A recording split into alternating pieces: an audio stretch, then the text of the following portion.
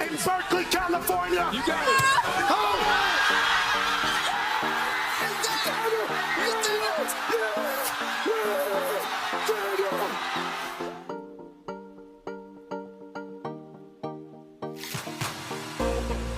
This one's for three.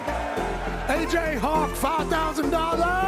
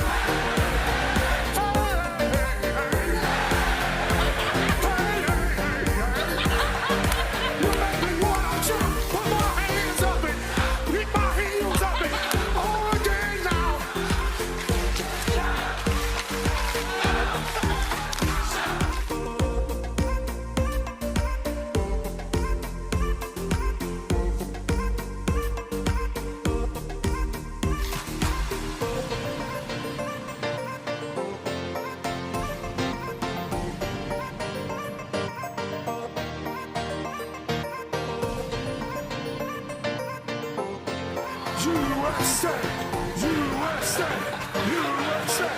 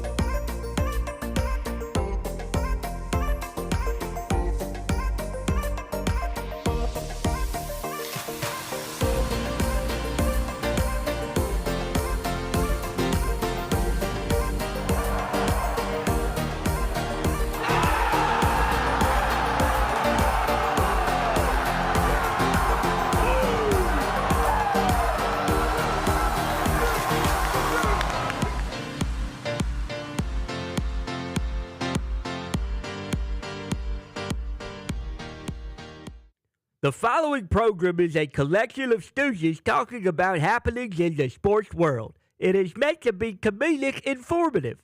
The opinions expressed on this show do not necessarily reflect the beliefs of their peers, their boss, or ESPN. There may be some cuss words because that's how humans in the real world talk. If you are young, please seek permission before watching any further.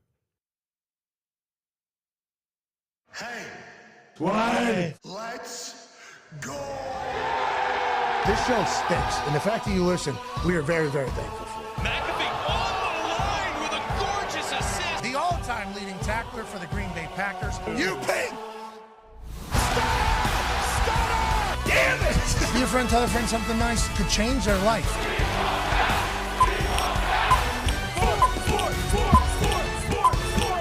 Hello, beautiful people.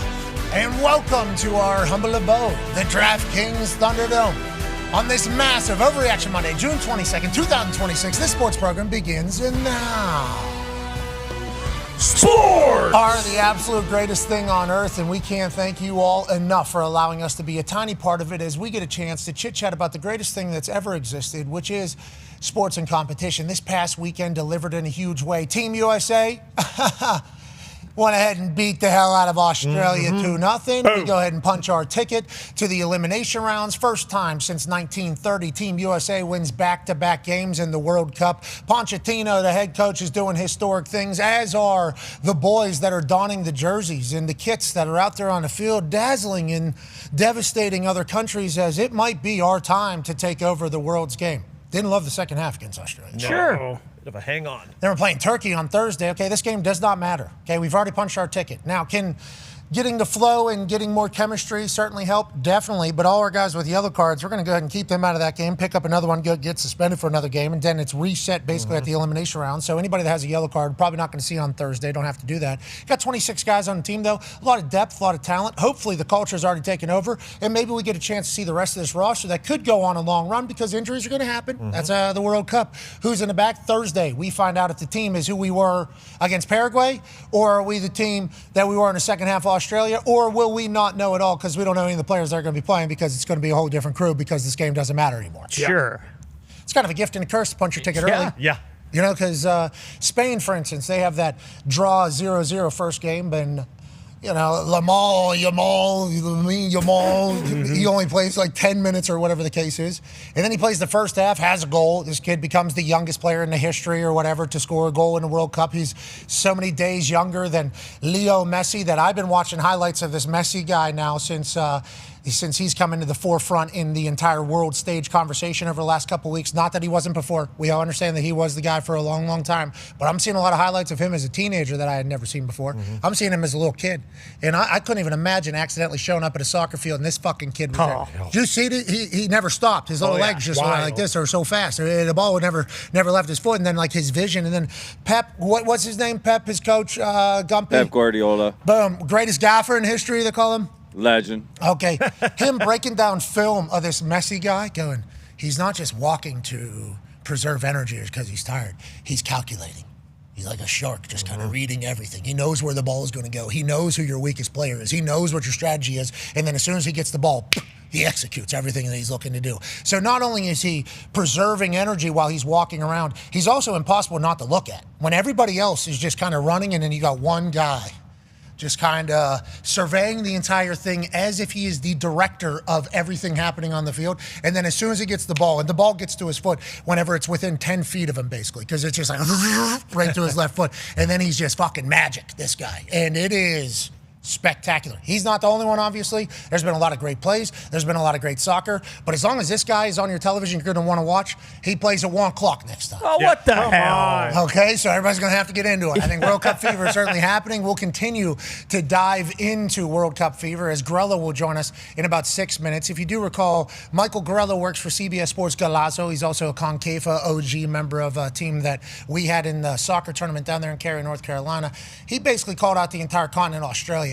And the entire continent of Australia called his ass out too. He needed America to win in a big way. They certainly did that. Excited to see where he thinks this entire tournament is going. Obviously, this past weekend, we got a new major winner in golf. Yep. Obviously, College World Series baseball happening tonight. Could be for the entire title. I mean, we got football happening in a huge way. Drama, storylines, big deals happening. It's a never-ending supply of awesome in this sports world. It's not just me, obviously, chit-chatting about it. The Toxic was here at Boston Connor and at Ty Schmidt. Con man, when you talk about weekend television, especially with us diving into the World Cup, having the PGA, having the U.S. Open, having a major with all the big names competing, certainly wonderful watch, but the storyline of Wyndham Clark.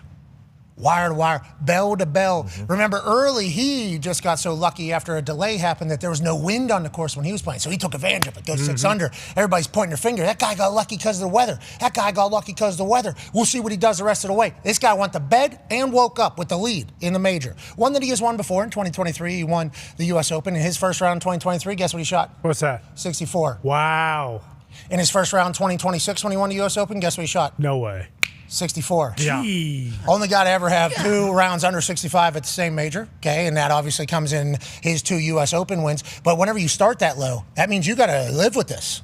This is your life. And not only do you got to sleep with it, not only do you have to think about it every single moment, at night when you wake up to go to the bathroom, you have to lay back down and somehow quiet your mind from being in the lead at a major once again, especially in which the climate of his major is. Ty Schmidt, that guy was walking down that fairway or walking down the course. Not everybody, but there was certainly a vocal bunch. Yeah, loud majority. That were not on his side. First time I'd seen that in a long time. Obviously, he's an American golfer. This is happening in America. There has been some intercontinental conflict at some of these golf events. I think the Ryder Cup calls for it. I think some other things potentially call for it. Rory McIlroy is certainly no stranger to a give and take. Called a fatso, which I actually appreciated and liked. But Wyndham Clark having people scream, "Get in the sand!" right after he drives it, it was Happy Gilmore. You will not make this putt, you jackass. Level type stuff. And then there were some crowds that were like cheering for him. He was paired with Scotty Scheffler. Everybody wanted Scotty to be on the prowl on Sunday. Obviously, Tom Kim makes a little run. Sam Burns makes a run at this thing. Scotty had a chance. All the way up until the end, we think Scotty might birdie this thing. Back into this entire thing. But everybody was pulling for Scotty to go on a run. He never really did. But Wyndham had to hold this shit for a long time, and he had crowd against him. First time I'd seen that in a long time, and then the way he handled it, I thought was pretty beautiful. What a perfect kind of way to maybe get back in good graces, but also a perfect depiction of how some golf people feel about Wyndham Clark that I don't think I fully understood. Yeah, I mean, I knew that people weren't the biggest fans of him, but like you said, I honestly can't remember a tournament where on American soil, like American fans were openly cheering against the guy. You know, like that. I feel that just doesn't happen very often. And a lot of people talk about how emotional he is, and maybe that's part of the reason that people don't like him. But all of that just it just made it so much more impressive, especially on a course like Shinnecock, where the margin of error is just so small. Like, you know, not only do you have to stick it in close on these, and you have, you know, Sam Burns and Scotty Scheffler nipping at your heels, and it's like, hey, I have to play perfect already. But then every little mistake you make gets magnified. They're by celebrating. Exactly. It's crazy. And it got to the point there where he only had, you know, his lead was massive going into Sunday, and then it kind of disappeared very quickly. And you could see that's where everyone kind of jumped in. It's like, okay, perfect. Here's the time where Wyndham's going to choke. He's going to collapse, and he just never did. Never did. Continued to do it. Long putts falling. I mean, on the 18th hole, he had to lag putt that thing. His hands had to be shaking. Oh, yeah. Obviously, there was a gallery of people that have all now come to there. So every person that has yelled at him throughout the golf course, whether it was 4 people, 5 people, 10 people, 20 people, they are all now around this green because you're the last group in there. So they have all kind of congregated that area. You leave meat on that bone, on that putt, on 18, with only one stroke with Sam Burns who's out there ready to. You are walking to your ball, and they are, they're making the 4-footer. Yeah, they're making you think, I pulled that thing to the left, so they're making you think about that. It was him taking on the entire environment, mentally, obviously sleeping on it, physically having to battle against Shinnecock, which was very difficult. Obviously, he didn't get massive wins on day one, so that certainly helped, but throughout the weekend, he did what everybody else did, just better. It was unbelievable to watch him battle, but then also for the crowd to be yelling at him, I loved the way he answered. That's dog shit. And then his answer afterwards, I think a lot of people were like, all right, he kind of gets it at least. Yeah, New York didn't really like me. I love you guys. But, you know, I get it.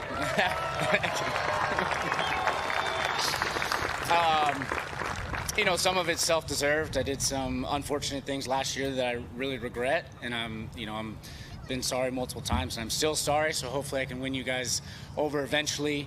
But I get it. They root for Scotty. Grand Slams only happened a few times, so he's going to get it. I mean, he's the best player in the world. But today it's my day. Yeah, it was your day. It was your weekend, pal, over there in Shinnecock, and I appreciate him acknowledging it. I've earned it, obviously. And he mentioned going back to Oakmont last year at the U.S. Open where he destroyed a locker. Yeah. He destroyed a locker, and then he didn't apologize immediately. It took him a little bit to apologize. And the people that were booing him out there at the U.S. Open, I thought we had been past this, but then we had Wyndham Clark on last week. Shout out, not a curse. No, Got a major. Great call. Okay, got a major. I hope people remember that whenever somebody comes on our show and something not great happens. I hope we remember Wyndham Clark. But Tone, one half of the hammer, Dahn. Cowboys AP Tone was the last question. He goes, I used to caddy at Oakmont. Mm-hmm. Those same grounds you decided to spit and destroy upon and swing your club and break a locker.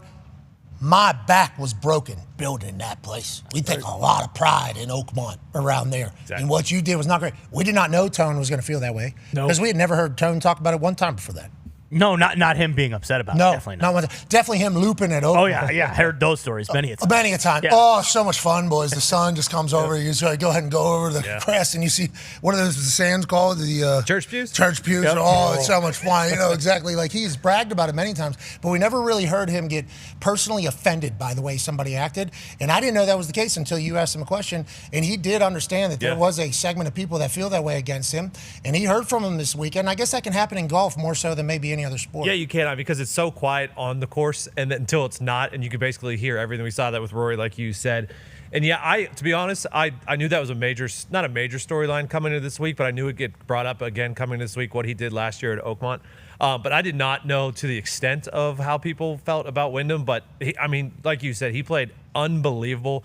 I thought the biggest thing of the entire tournament was 16. Like, he's up by 1 stroke. He puts it into the native area.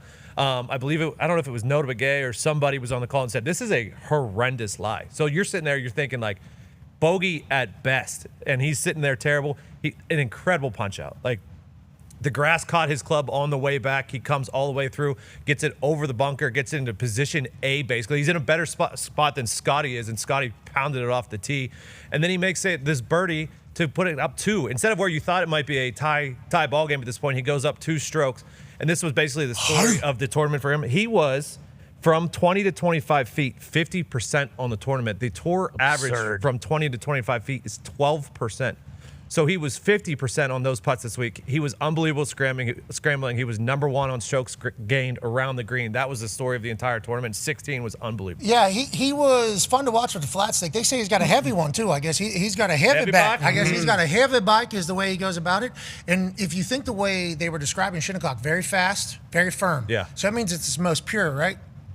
Yeah, I mean, So I think you could that would argue be like that. its most pure. So Well, maybe good. that is what benefited Wyndham, especially for the long ones. There was no obscure drops. But Scotty Scheffler, was this far away from winning that tournament. So like 3 times. There was like 4 times where that potentially happened, where he got Shinnecocked. We'll continue to talk about the U.S. Open. Mark Schwabel will join us at the end of the hour. Joining us now is a man who found himself in a little bit of a conflict with a continent of Australia. Ladies and gentlemen, in front of the program, international soccer star and pundit from CBS Sports Golazo, Paisano Michael Grella. What's up, boys? Thanks for having me. Hey, how was the weekend, man? Did you take a trip to the sun?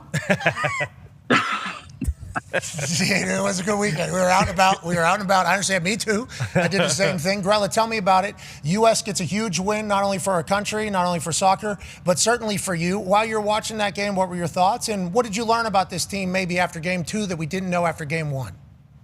Well, I watched the first 5 minutes, and I got to tell you, obviously I had a lot at stake in the game, and we gave the ball away. When we were in possession, we gave the ball away, the 3 center backs, and they went on a breakaway, a 1v1 with the goalkeeper, and it almost actually went through the goalkeeper's legs, and I was thinking, oh, shit, here we go. Yeah. And because you know how sports work. But then I watched the next 15 minutes, and I was like, okay, well, I'm very impressed with the way they play, the way they pressure the ball. They're like dogs out of possession. There is no team in the tournament that hunts the football like the U.S. men's national team does. So that's a super positive thing. Now, realistically, that second half nowhere near good enough. So they're going to have to find ways to manage games better, be a little bit sharper with the passing, put their chances away. Balogun had the breakaway in the second half. I was thinking, all right, here we go, 3-0. Maybe it's going to be 4. Ended up being a pretty shaky 2-0 in the end. So all respect, obviously, to Australia, aside from all the antics that went on all week. And they got a big game coming up against Paraguay now coming up. But there's so many great storylines still. Yeah, so many great storylines, of course. United States of America punching their ticket to the elimination rounds after 2 games, winning back-to-back World Cup games for the first time since 1930. Pochettino seemingly instilling a dog mentality in the entire culture. And you and I chatted about this morning. It's like, I was 87, so what is that, 94, 96 era time, whenever that all... 7, 8 years old, whenever that was all happening. I remember going to an Argentina game down there in Washington, D.C. First time I learned a lot about Jokleys, fake Oakleys. Right. Because there was a group of us from Beadling Soccer, I think, that went down there to watch them play. And USA played, and I remember Colby Jones, and obviously Alexi Lawless still on TV because of it. I think he's having the best time he's ever had on television right now. Mm-hmm. I don't know, man. Seems like there's a lot of heat out there. He loves being the heel. He does love it, doesn't he? How about Thierry with the heel drag thing to start that entire video? That was awesome. With Zlatan? Yeah. That was filthy. Yeah, that was absolutely filthy. Obviously, good ball tricks. But what just happened to youth soccer, I remember, because I was a part of it. Grella was a part of it. Many others were a part of it.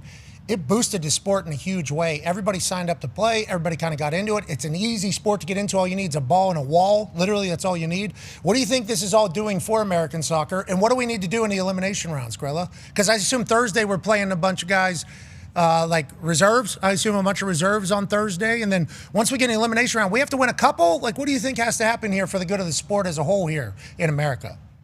In this format, in the new format, first of all, there's a lot of leeway and there's a lot of management. So you got to rotate guys and you got to be smart with it. The U.S. very fortunate. First time since 1930 they won back-to-back games in the World Cup. Are able now to rest in the next match. I think that's important. Now to the second part is like, what's the World Cup do, especially on home soil, especially if you're successful, what's it do for young kids now growing up? Like we once were, Pat, trying to get on this team ultimately. It does everything, man. This it's infectious. It's kids are watching it. Kids are watching goals. They're watching different countries. You see the sort of cross collabs of all different cultures coming together. It's the most unique tournament in the world with that. Like the world comes together. They put all the differences, all the garbage that doesn't really matter aside, and they just celebrate football. They celebrate the country. I think so far it's been special. And I think the tournament's going to just keep ramping up and get exponentially better as the knockout stages come. What they're going to have to do in the knockout stage is play not like they played in the second half against Australia. They're going to have to pay more attention to detail. They're going to have to bring the same amount of energy, and they're going to have to be able to manage moments and manage games a little bit better. If they get Pulisic back, I think he makes them look a little bit different. He gives them that sort of extra level. So that's going to be important for them. But again, they got to believe in what they can do. And like many people are saying, I know Zlatan said it. I know the manager has said it. Why not? Like, why not? As things stand right now in the bracket, they actually have a pretty favorable route to the semifinal. Why not? Can they put together a string of games and then come up against the world's powers like France, Spain, England, Argentina, and they may have to win 2 games to win it? Can that happen? And then the growth would be unbelievable in this country, as we've already seen with what they've done. Yeah, absolutely. And I get excited about it as well. And we'll certainly ask about Spain and France here in a matter of moments. Last question about USA, though. Because of what you just said, why not? Why not? That's what everybody's believing. Ty has a question for you. Yeah, Grillo, there's been a clip going around with Tim Howard and Landon Donovan on their podcast, and it was after the win. But Tim Howard essentially said, like, unequivocally, there is no way U.S. can win this tournament. They just can't. He said they'll have to play 4 of their best games that they've ever played consecutively, and it's just not going to happen. But, I watched you post-game with Tony Meola, and you basically saying, like, hey, we are the most athletic team in the tournament. So are we at the point, I know it didn't look great in the second half against Australia, but, like, realistically, before the tournament started, yeah, we were all just, hey, USA, we're going to go win this thing. But now I think people are genuinely believing that the U.S. can go win this tournament. Do you still feel that that's the case, or is that ultimately still a pipe dream? So we started the tournament like 14th favorite, right? And now we're the 9th favorite. So people have eyes and they like what they're seeing, and that's true. Tim Howard's right and he's wrong. And the reason why he's right is because, yeah, it's very difficult and they would have to play their best 4 games ever. But why can't they play their best 4 games in back-to-back? Why can't that happen? That is very possible that can happen. They can put teams in difficult situations with the athleticism that they have, with the closing down that they have. They just have to figure it out a little bit more in possession. Like the other day against Australia, if Balogun gets those 2 plays right, it's 4-0. They're cruising. They got a cigar in the mouth, and they're just passing the ball around, and they're dominating the game. Because he doesn't get that, they go under pressure for 20 minutes.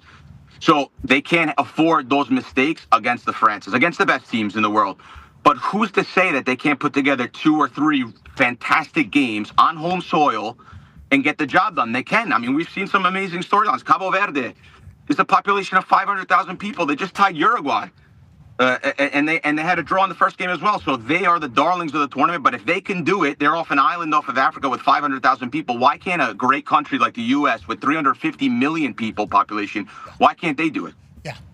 And you know what? Why can't we sing Country Roads all the way to a world title? Love it, by the way. Me too. We absolutely love it. I know you put a cowboy hat on and certainly take your country roads whenever you get the opportunity, as an Italian New Jersey man for sure, and an Italy man as well. But country roads becoming something. And then Ponch saying, like, I get so emotional. Yeah. I know I'm not American, but it's hard not to get emotional. It's like, hold on, are we getting Ponch for the next 10, 15 years? Yep. Yes. Feels like Lifetime contract right now. Do it. Sign him. Yeah. It would be very Detroit of us if we were to sign him after winning the 2 games in the World Cup. That's fine. Whatever. Yeah, but why not? He's the all-time leader in wins for a U.S. gaffer in the World Cup. So, yeah. I don't know if that's a real stat, but I do Probably appreciate is. It is. See? Well, I don't like that. I don't like to hear that. That's but, pathetic. Yeah, but we don't need that. Well, maybe it is the Detroit Lions stuff. Yeah. Maybe we do need to lock him saying. up. But I do hope he stays, honestly, because his mindset is good for soccer because he's an attacker. You know, and a lot of American fans that aren't really fans of soccer, I think if they saw more offense, they would like it. Like, hey, if we see guys dicing guys, you know, like I think Clint Dempsey's talked about this. Dempsey was one of the first guys that went international American that used to cook people. I mean, he would like cook guys. He would represent for America over there in England, cook an English defender in front of everybody and take it to the net. We got a lot of guys that could do that now. If that just becomes like the norm, like, hey, this is how Americans play soccer, because I think like Latin American teams are known for that, right? I think that's something that like Latin American teams are for, kind of smaller, a little fundamentally better, a little bit quicker. If we can be big, strong, and faster than everybody, I mean, look, we can be really American in soccer. Hell like yeah. we can really do this, Grella. I have faith. I have faith in America being able to figure it out, even if our best athletes, which is what everybody says, our best athletes are going to football and basketball and baseball potentially even. Because if you take some of our football guys and put them on a soccer pitch, I mean, don't even want to play that game. Mm-hmm. We would cook. Absolutely. J.J. Watt was pretty easy to play against, to be honest. That's different. We're not putting J.J. Watt out there. We'll put Tyreek Hill out there. Okay? He would have to have a lifetime of training. Obviously, he'd have to commit his entire life, every single day, to skills to be able to do it. But I still think that the players that choose to play soccer as kids in America, in their body types and everything that we have, I think we have a chance to be great. And I love what's happening. I love his mindset mostly. Yep. So we need to keep him around. Okay, let's go to the perennial powers. Last question here for you. Go ahead, Con Man. Yeah, Grella, you mentioned the U.S. making it all the way to the semis, which would be great. Hopefully win the whole thing. But aside from them, who do you like to win the whole thing after, a week plus into this? Is it still those Spain, France, Germany, or has there been a team that maybe has surprised you that you think can kind of go ahead and win? I wish I had a better answer for you, a more interesting answer. It's France and Spain. There's no one else. You could throw away the rest of that chart. England's not doing anything. Portugal's not doing anything. Germany's not doing anything. It's Spain and France, and it's them against them. It's if they decide to show up. They're going to get stronger, by the way, as the tournament goes on. They're going to start to figure out their team. They're going to figure out their cadence, their surroundings. Obviously, being in the United States of America, they're going to figure out what the heat looks like, what the travel looks like. So they're going to continue to get better. They've got experienced managers as well. So those are the teams. The one, I don't want to say dark horse, but the one team that surprised me is Argentina with Messi. Messi looks really good still. Messi looks sharp. He looks efficient. The team, they're a bunch of dogs. You look through the team and you find maybe one or two good players with Messi, but they're all willing to work for him. And I don't know if you've seen those clips where the whole team is standing there waiting to go into the stadium, and they will not move until Messi goes into the stadium first. They will not do anything unless it's okayed by Messi first. And I think that's a special team right there. And they won the last one, so why can't they do it again as well? I'll tell you what, a bunch of capos for Messi on the field is not a bad thing, especially with how he kind of can still play. You talk about him still. He might be able to make the next World Cup. Like, he might be able to play the next World Cup. For us. Only guy with white boots in there, too. Yeah, of course. A lot of pink stuff coming out of Nike and Adidas. It feels like their World Cup cleat was like pink. Neither of them talked to each other. I don't know if that was the decision that was made by them together or separate. I saw a video on that it was just basically like pink is the most thing that clashes with green. So it stands out the most. So both of them just were like, hey, let's do pink. Well, and I'll tell you, there is some sick moments, especially with the guy in the front. If he was wearing pink instead of the cleats that he's wearing, he's so unbelievable, Gorilla. This is my first time in my life getting introduced to young Messi because they're cutting up highlights of my algo has become a lot of Messi just dicing people and doing stuff. Pep was talking about him, talking about how he's surveying everything and he's calculating everything that's happening, and then he's finding your weakness, and then as soon as the ball gets to him, he's executing his own plan that he's kind of creating in real time. So whenever like Inter Miami was trying to figure out this team with him, it's very obvious that they had to find players that could play with him. Like, it feels like you have to have a certain level to be able to play with Messi. It feels like. I've never seen, and when he was a little lad, watching him play, what an insane, this dude's the one, bro, and has been since what? He's like 15 years old? He's been the one, basically? Hey, Pat, there was a stat one game that he played in that the goalkeeper ran more than him, right? And so that just makes me love him more because he's playing with his brain. He's smart. He's not running for the sake of running. He's not talking for the sake of talking. He's super humble, works super hard, but he's really smart. if he's in the right position, I think this probably pertains to a lot of sports. If you're in the right position, you don't need to run. Sometimes you need to let the game come to you, and I think he's so smart. And, to your point saying, can he play in the next World Cup? Physically, I think he can, because he doesn't waste a mileage. He doesn't put mileage on his legs that he doesn't need to do. And you saw the other day, 3 chances, 3 goals. He doesn't forgive you in front of goal. Like, that's, when we talk about the details between the U.S. and about a team like Argentina who have done it now 3 times in their history, Messi gets 3 chances, it's 3 goals. Balogun gets 3 chances, maybe it's 1. Those are the margins sometimes in these kind of tournaments, and that's sort of what I'm alluded to. And I think that's why Argentina are so great, because he's a beast.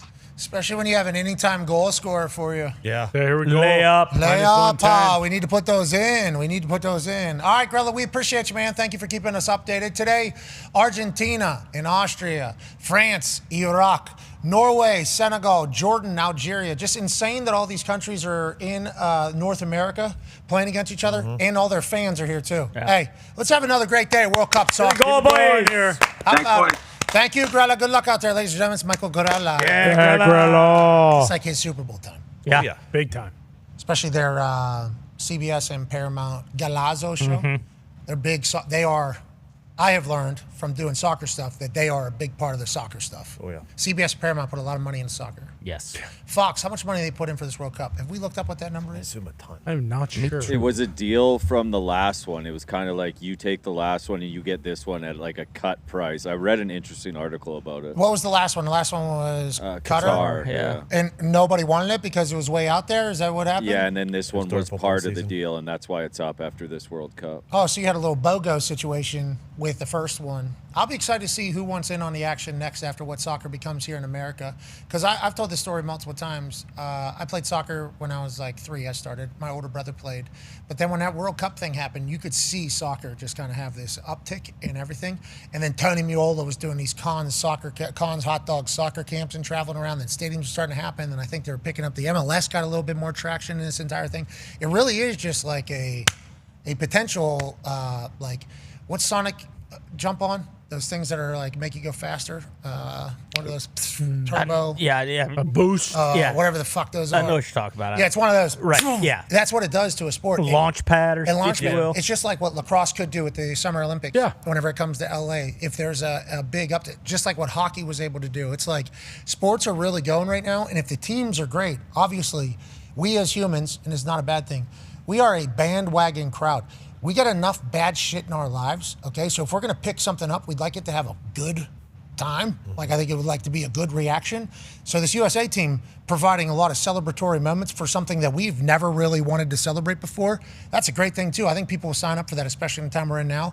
It feels like a real nice remedy and a real nice recipe for some real success in the future as well. Not just being a 1 year, 1 tournament pony here. Yeah. Maybe being able to go forward and actually be great. Yeah, and America being a great host has been awesome too. Like we saw the numbers and the amount of people that have gone. I think it's at like 99.5% capacity through 36 games. And you mentioned the Olympics. I think during that time it was the highest signups they ever had, like 100,000. But yeah, seeing scenes like this, like the Netherlands in Texas, seeing the stories online. I know Gumpy was at this game and he said it was ridiculous seeing the sea of orange and everything. Looking forward as well, Spain and Portugal will host the next World Cup, and that feels like another place that will be a great kind of host city. Not to mention the game times, like us being able to watch games at 1, 4 or 5, 6, and then 9 or 10. Like having them on when people are looking for stuff to watch, and the ability to watch it is so great. Like that is also added because Qatar, it was impossible if you remember. Yeah, March Madness feel. Yeah. March Madness feel. You always have something like the golf obviously picked up for a couple of the games that were ass. Right. There was one where I bet the over and goalies made 152 saves. Mm-hmm. That was unbelievable. I never. Curacao. I never in my life. Yeah, there it is, Curacao. This guy standing on his fucking head. I mean. Yep. Should have had 10 goals. I bet the over, I think 2.5 maybe, or 3.5. And I was like, this is fun. That's been the fun bet for me. Over 3.5. Or I'll drop down to over 2.5, even if it's minus 160. It's like, let's at least just have a little bit of action here. I know it's not great odds, but I'm just pulling for goals to happen. Mm-hmm. And lo and behold, the modern soccer style is an attacking style. So many. Which I like. There hasn't been a lot of duds. Yeah, I think there's only been 2 scoreless games so far. Yep. And one, the Spain Capo Verde one, was Spain had 25 shots and the goalie just stood on his head. But we are back to today. I don't know if you remember last week when Erling Haaland scored 2, Messi scored 3, Mbappe scored 2. We are back to that same lineup for today. So, if you like the stars today, there's something out there. Yeah, we like to trust the stars, but has it been able to go back-to-back in soccer? What is the trend of soccer? Are they able to carry that from one game to the next, or are we hot-cold? Big names tend to show up all the time in soccer. Like Mbappe, they've changed it so he's like minus 200 to score. Now that Norway's playing a good team like Senegal, Haaland's down to 105, but Messi's still minus 110. Like it's Argentina team, and they're so special, man. Gumpy's talking about these bets because he had it for a long time on DraftKings. They weren't able to kind of balance the odds well enough that if you like a team, just take their best player to score a goal as well. Because the reason why these guys are considered the best players is because they score goals. That's kind of what we've learned. If we know their names, Gumpy's telling us now he is a full-time footy handicapper.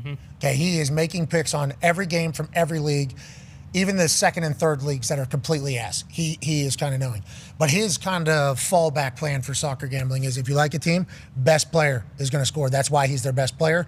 And it seemingly has rung true there early. That literally happened early, other than in a Spain game with Yamal, but then he scores the next game. It's immediately like that. Feels like that's a nice little thing to think about whenever we're placing some wagers, Gumpy. Yeah, and the odds you can get on these guys are absurd. Like, not even the top guys. Like, Jude Bellingham was plus 400 to score the other day. He's one of the best players in the world. Like, some of these numbers you can get on these guys in these games is insane. And if we continue to talk about it, those numbers will change. Yeah, he's minus 250 tomorrow now, and that's or what's plus awesome. 250 tomorrow. Sorry. Oh, well, that's ridiculous. But that's what's awesome about DraftKings, too, though, is they have the live goal scores that you can do the entire tournament. So if a guy's odds are like that, you just wait until the game starts, and then you use that little boost and make it a little juicier. And you can kind of tell early if the game's going to go a lot of goals or not a lot of goals. Yeah. They give you live over-unders as well.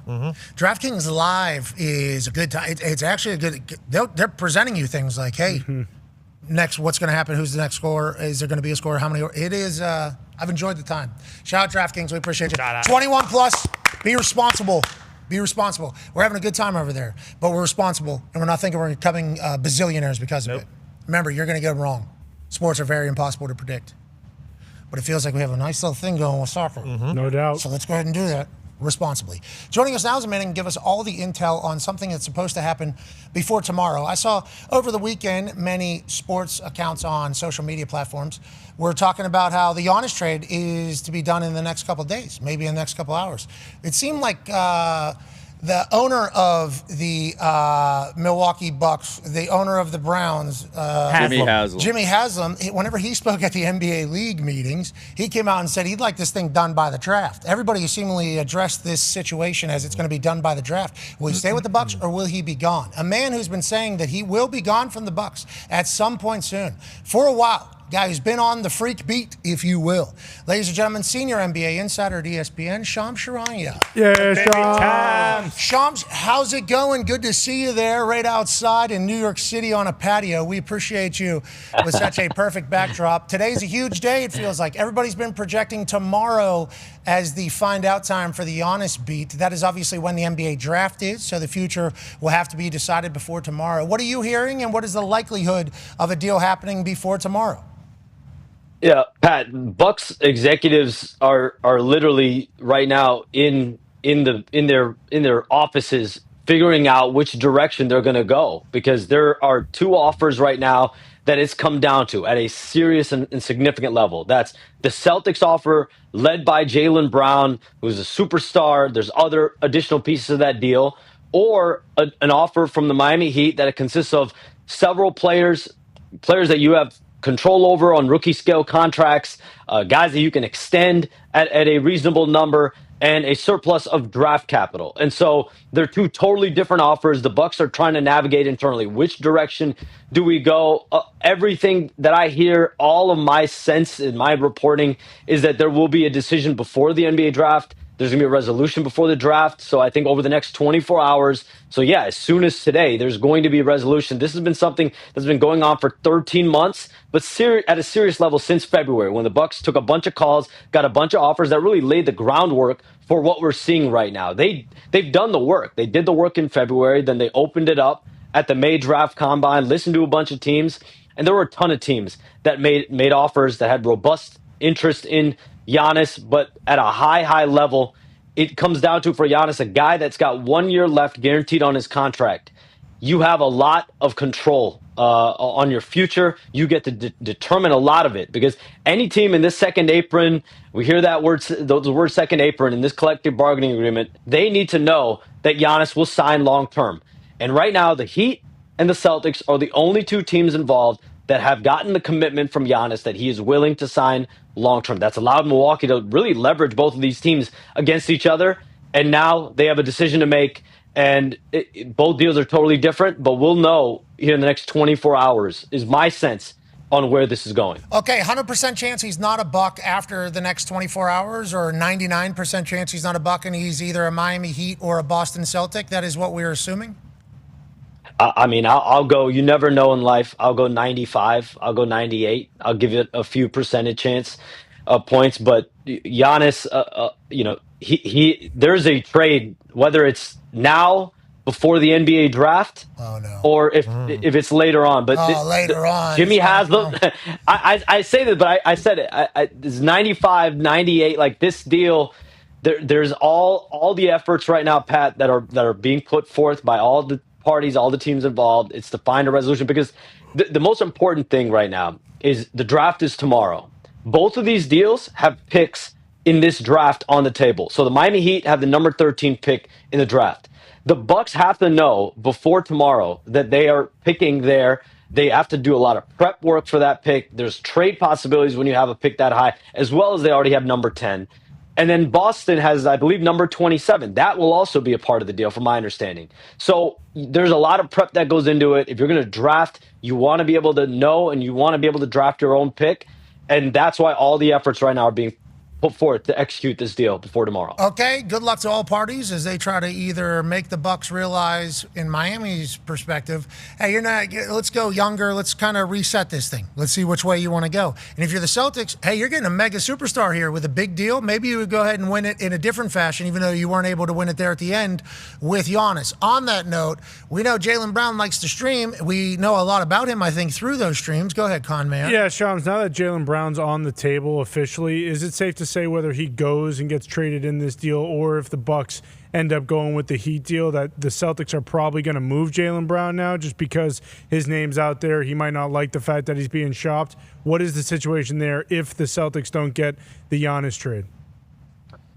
Everyone around the league, BC, is going to be talking about this. If this deal does not get done for the Celtics, it's what is the future of Jaylen Brown? The thing the Celtics do have, though, and Jaylen Brown knows this, is he's got multiple years left on his deal. To just trade a player like that, you see what Brad Stevens has done. To my knowledge, they're not shopping Jaylen Brown. This is a very specific situation, and this is now twice in 4 years where the Celtics have offered Jaylen Brown in a major trade for a future Hall of Famer. In 2022, they offered him, as well as other pieces, for Kevin Durant. They missed on that. Now they're going after Giannis, and they've put Jaylen Brown on the table. And it's a situation where they have a clear goal. They feel like they're going to be upgrading their team. Now, if you miss out on Giannis, what trades are out there where you can realistically say we are upgrading our team? I don't think there's a player better than Giannis that's going to become available in the marketplace.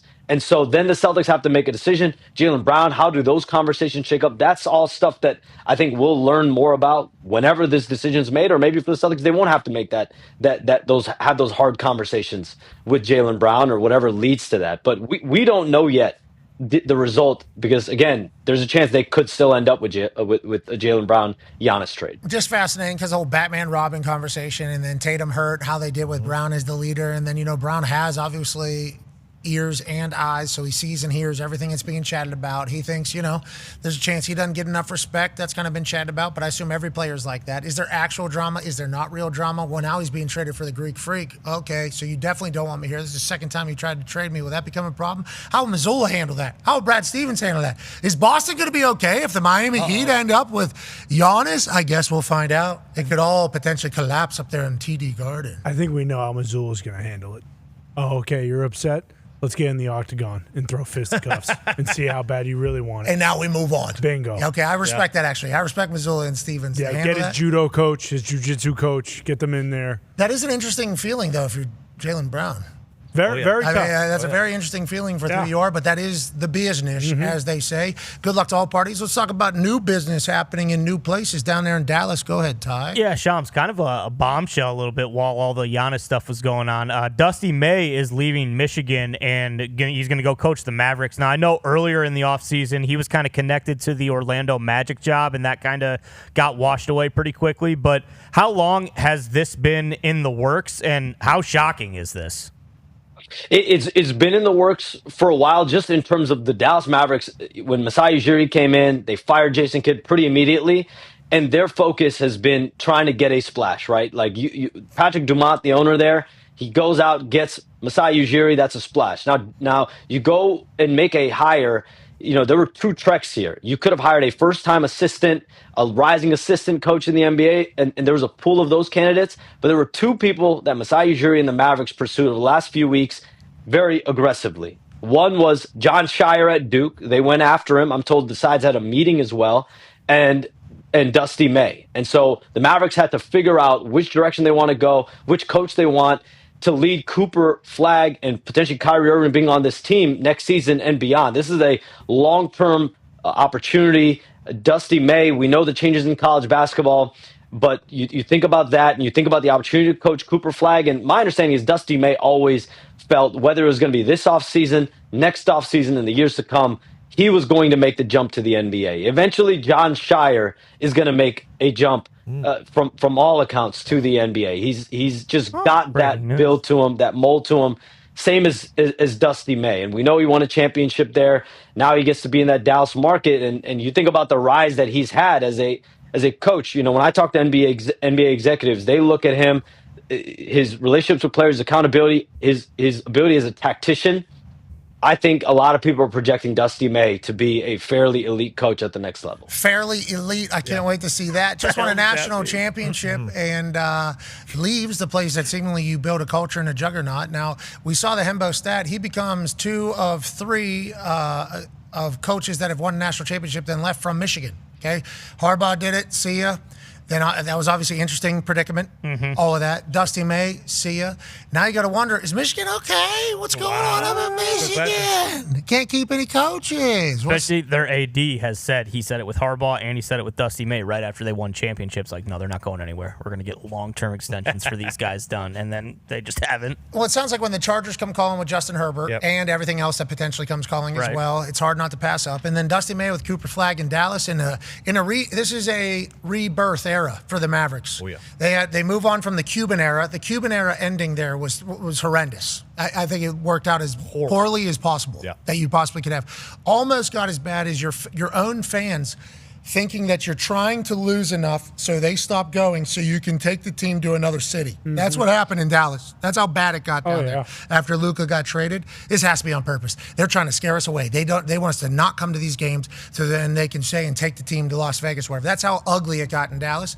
Now all of a sudden Dusty May comes in there. You got Cooper, Kyrie too, right? Yeah, he's still there. Kyrie's still down there. Healthy. Maybe they're able to have some success, and maybe the Mavs will be back in full-on good graces with the sports world. You talked about, Giannis being the big trade partner that could potentially be happening if the Celtics weren't able to get it with Jaylen Brown, but maybe not. Go ahead, Tone. Yeah, Shams, you talked about Jaylen Brown and Giannis. Those are obviously the two biggest names out there right now that we've heard. Is there any other potential big names or names that we would know that are tradable before the draft tomorrow? Yeah, I mean, I think you definitely have to look at a couple players in New Orleans, Trey Murphy, Herb Jones. I think those are two players that have gotten a ton of interest in the marketplace. I think a lot of people are keeping an eye and monitoring the Kawhi Leonard situation with the Clippers. He's got 1 year left on his deal. We don't know how that's going to play out with the Clippers. There's no urgency there. They've been through this with Kawhi before where they're entering the last year of his deal, but certainly a lot of people monitoring that situation. Minnesota has been involved in the Giannis thing at different points. They're not involved right now. What happens there? They know they need to make an upgrade. They know they need to add something to this team with Anthony Edwards on it. And so they've made a pitch on a bunch of different guys around the league. We'll see who they can come up with. But there's going to be a lot of tentacles that come out. The entire NBA is waiting on Giannis and this domino to fall, not only will it have an impact on one of Miami or Boston, but it's going to have an impact for multiple teams across the league and wherever and whoever. I want to make this clear. Whoever Milwaukee chooses, it's going to be a 1-to-1 deal. Like it's not going to have a third team, a fourth team. That doesn't mean in 3 weeks, 4 weeks, it can't turn into one. But the Bucks would be trading for the players to keep those players. And then from there, you never know what can happen. This is clearly a team that's taking a step back. They're evaluating their position. You know, you're falling off as a contender. If they felt like they were a contender, they wouldn't be trading Giannis. That's the bottom line. So it feels like you think it's probably Miami after the reassessment, but Jaylen Brown is a superstar. And maybe they just want to try. Jaylen Brown is one of the best players in the NBA. And so as much as you can say, hey, like, you know, we're getting all this, you know, these players and picks and all this stuff from Miami, Jaylen Brown is Jaylen Brown. And I think that's what, if you're inside Milwaukee, these are the two different factors that you're weighing. Good luck to the Bucks. And you never know what Jimmy Haslam's going to do. Never know. Yeah, he could actually get Jaylen Brown and say, I actually want triple what you're making to let people know that I'm supporting you. Yeah. Yeah, but you're going to have to cut. Well, Jaylen Brown is up for an extension regardless. So Jaylen, that's the other factor in this. Like, let's say he stays with Boston, right? These sides are staring at a 2-year, $140 million plus extension in July. Or I believe it's in July. I think late July. So do the Celtics pay it? Do they give it to him? Do they not want to give it to him? Where does that stand if he's still on that roster? If he's elsewhere, will that team give him, I believe it would be a 1-year extension, obviously at a massive clip. You're the best. We appreciate you. We can't wait for tomorrow. Is that guy from Kansas going to go number 1 overall? I remember he was pulling himself out of games. That's all I'm hearing, right? That's the whole conversation around him. He must be absolutely filthy to, first of all, be able to pull himself out of games, first of all, and then also be considered number 1 overall pick after pulling himself out of games. Is this guy, this is generational talent? Is that what we're talking about here out of Kansas? Pat, I definitely think people view him as that. I think they view AJ DeBonsa as that, Cam Boozer as that as well, potentially Caleb Wilson. This is a deep draft. Mikal Brown, Braden Burries, Bennett Stark. Keaton Wagler. Like this draft is deep. There's a lot of names, a lot of players that I think will turn out very, very promising. Could have Hall of Fame type careers. But you know, the league wide belief that I get, and the belief that I feel from talking to people that I trust around the league is that AJ DeBonsa is the favorite and is the person at 1 as of this moment. And so we'll see what happens over the next 24 hours, but that is someone the league believes will go number 1. Are they doing that in the First Take studio again? You remember that? Oh, yeah. That was awesome. That was incredible. All right, you're the man, ladies and gentlemen. Sean Sharon. Not even the studio, the lunchroom. Do you? No, I think it was. It was like no. They moved the tables from the lunchroom. Yep. Yeah, maybe that was into the stuff, and then they put what? They put like little white collar. Yeah. Yep. That was COVID, baby. Half get up, half first take. That was they had like the walk from one room to the other. I liked it. Hey, adapt or die, like we're doing right now. Mitt's in the back there for Bruce. Way to go, Mitt. Hey, that a baby, Mitt. Mitt, haven't even been able to really tell. Foxy's had to do a little bit more, which we appreciate. Foxy got caught on a hot mic back there. Yeah, that was my fault too. Oh, okay. Yeah, totally my fault. My button sticks sometimes, and that's what happens. Foxy, listen, listen, I don't want to quote too many coaches, but you just need to do your job, okay? Yeah. I know it's going to be hard for you because you're going to want to pick up 2 jobs right now. Yeah. You just need to do your job to the best of your ability while also helping him out and doing his job too. So let's fucking do our job. And honestly, I don't know why I'm ever even turning the live mic on anyway. That should not be happening anyway. So Yeah, you're right. Let's vote on that, actually. We never hear in Foxy's voice again. All in favor, say aye. Aye. All right, never hear from Foxy the again. people watching also say Boom, we already ruined Shut it. up, You already ruined it, dude. You already ruined it. Okay, joining us now, ladies and gentlemen, Foxy, I couldn't go without hearing you, buddy. We couldn't go without hearing you. Thank you. We'd rather it be like all like welcomed by people when you're talking in there. Right. Like the hot mic's kind of like a, oh Yeah, no, somebody's about to say something. Chaos. Yeah, that was back there. dangerous. Yeah, it was a little dangerous. Who knows what's going on back here? Calling Mitt names. What type of words do you think he's can't joining say us now, ladies and gentlemen, is a man Someday. who was at the U.S. Open and obviously has covered golf for us spectacularly, but he's also put out his rankings for next college football season already. Hell yeah. The Shaw Ball Power Rankings are going to become our go-to as the rankings of college football from this point forward. And also, a man joining us to let us know what it was like over there in Shinnecock to get Shinnecocked while Wyndham Clark won and defied all the odds of the spectators on the grounds. Ladies and gentlemen, Mark Schlabach. Yeah, Mark. How you doing, bud? Guys. Did you get Shinnecock this weekend? How would you kind of describe the major over there? Because I'll tell you, it looked beautiful from watching at home. The golf was awesome. It didn't feel like they were beating up the course too much. Didn't feel like the course was beating them up too much. Feels like they got it right. I think the president of the USGA was speaking to Tarico, I believe, and said that we worked really hard to get it right this time because of what has happened before. What is your takeaway from the U.S. Open and obviously Wyndham winning his second ever? Yeah, I think for as much grief as the U.S. Open caught the last two times, I think they did a fantastic job. They did it, you couldn't have accounted for the fog on Thursday morning, but, the greens were moist and Clark took advantage of that Thursday afternoon, went low and kind of held on to the end. But, it's one of the most beautiful golf courses in the world. I think they got what they wanted. I think the Shinnecock members got what they wanted with only 3 guys under par. It showed its teeth over the weekend. And look, Wyndham Clark, nobody wanted him to win but his girlfriend and his dad and his team. And he figured out a way to get it done. It might have crossed the line, but it wasn't like the Ryder Cup. I mean, they weren't throwing beers at his girlfriend like Rory McIlroy's wife, so it wasn't too bad. Okay, so I'm happy that we got that settled. I'm happy Rory McIlroy will also chirp back at some New Yorkers, especially if they are tubby but have a great voice. They certainly cut through there and had the courage to be able to say that just feet away from Rory. Let's talk about Wyndham Clark a little bit. You chit-chat about nobody wanting him to win other than Emily Tanner, I believe, is his girlfriend. She is also a internet golf personality. I think she's in the golf world. His dad flew in at 6 a.m. I heard that story as it was in there to go ahead and see him. His crew, his team that he cheered for. It was very obvious that, even watching at home, very obvious nobody wanted him to win. So every shot like this was going to get amplified because if he made any mistakes, they were going to be celebrating in his face. Just a week ago, though, I saw him up in Canada wearing the Team USA hockey jersey in front of a crowd getting booed. Do we think he was the right guy for this type of reaction? And was it just because of Oakmont? Because I saw some tweets from people saying, Wyndham thinks we only don't like him because of Oakmont. Why is Wyndham a guy that is easily not likable, I guess would be the question? And is it just because he was with Scottie Scheffler, who everybody literally loves? I think that was part of it. Scottie was going for the career Grand Slam. He's kind of the people's champion now. Wyndham has had other incidents. He tore up a tee marker, I think, or a sign at the PGA Championship a year ago at Quail Hollow. He showed up in Canada last week wearing a Team USA jersey. That's fine. My guy Kevin Kisner showed up at the Ryder Cup in Europe one time wearing a 1776 hat, which was the ultimate. Nice reminder. Yeah. Yep. But, look, the deal at Oakmont was bad.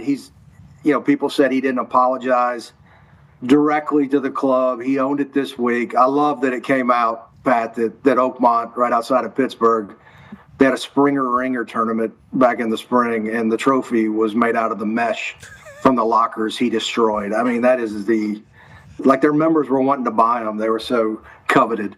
That is the ultimate FU to Wyndham Clark. But, look, he's a guy that's had anger management problems. He admits it. He said yesterday he doesn't get angry anymore. He gets frustrated. He lost his mom to breast cancer a few years ago.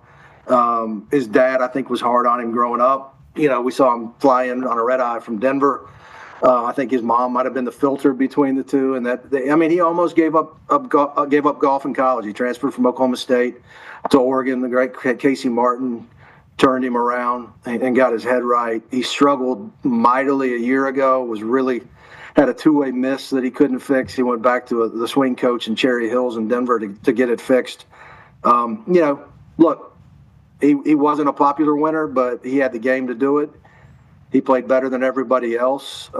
Struggled with the irons over the weekend, but scrambled his rear off. That shot out of the tall grass on 16 after his drive, I think Jim Bones Mackay said it's awful to lie, and he gets it out of there and muscles it up there. So give him credit. Sam Burns had 3 really good looks to make birdie coming down the stretch and didn't make them. Could have put more pressure on him, but like I wrote this morning, Wyndham Clark didn't leave any dents at Shinnecock, but he definitely left his mark. Okay, I love the way you write. I love that's a Schlabach fastball right there. Hey, speaking of which, I caught some hell from Boston Connor last week for my picks, Scheffler, and then you guys asked me again on Friday. I gave him Wyndham Clark. I mean, I gave him the two guys who were in the last group on Sunday. I don't know what more he could possibly want. It's not my fault. Bite your lip, Schlabach. Hey, way to go, Schlabach. Some of these guys, cut the lip, it's not my buddy. fault. Some of these guys close like the Red Sox, but what do I? Okay, Mark. Okay, Mark. Shut up! Hey, he's glowing right now. I mean, he was excited about that. Hey, when y'all are ready to trade Sonny Gray to the Cubs, let me know. Well, the Pirates Cubs suck too. Hey, the Pirates need everything we could possibly have. PCA is balling though. I see he's still breaking some records. I appreciate that. Baseball. Phenomenal sport. College baseball tonight. Have any takes? UNC Oklahoma. Oklahoma, I guess going into the tournament, not supposed to be that great. All of a sudden, they're looking to win, I think, their 7th national championship, or they've already won 7. And then UNC would be their first time ever winning a national championship. Obviously, a lot has to happen. What are your thoughts quickly as we have a minute until a hard out, Mark? I got no thoughts. I'd go with Carolina. I know Oklahoma threw the freshman stud yesterday, and he got rattled. I think North Carolina did to him what Georgia couldn't. I'd go with Carolina. I'd go with the major league program. 7 straight SEC titles if Oklahoma is to win. Damn.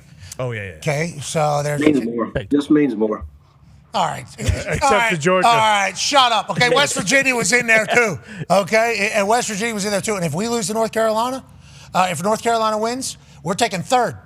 That's right. We're You taking do that? 3rd because Oh, yeah, that's who we lost to, and they end up winning the title. So congrats on 4th place. You're the man, ladies and gentlemen. Mark Schlabach. Yeah, Mark. His top 2 teams in college football, way too early, 25.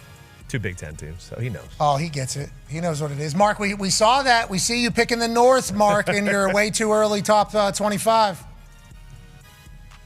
You're muted. Yeah. Sorry about it. See you later. All right, attitudes on the here. other side. Be a friend, tell a friend something nice about change your life. Goodbye.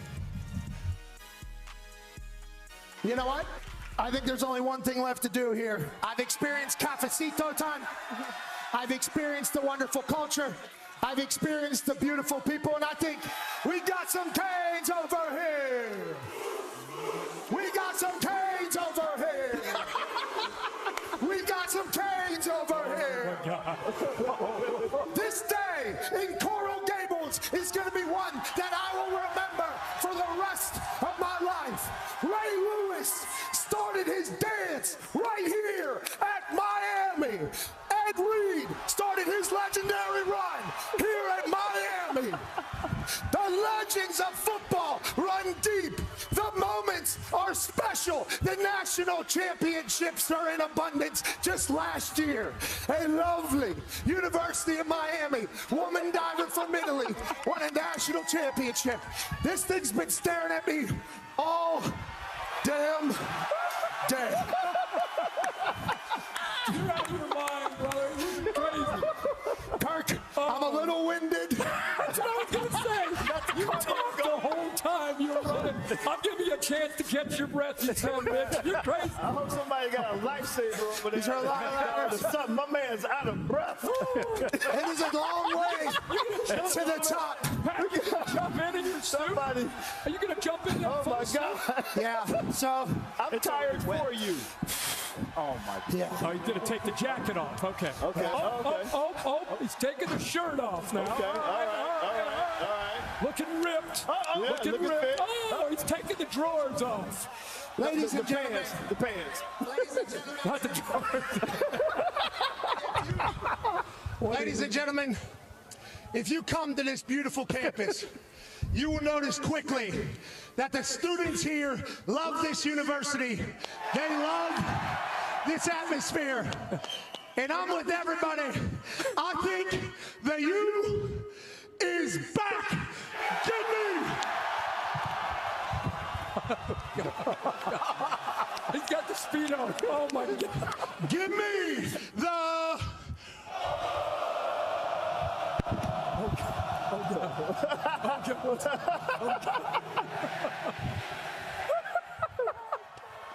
Canes, baby. Here it goes. Oh, God. Here it goes. Feet together. Feet together.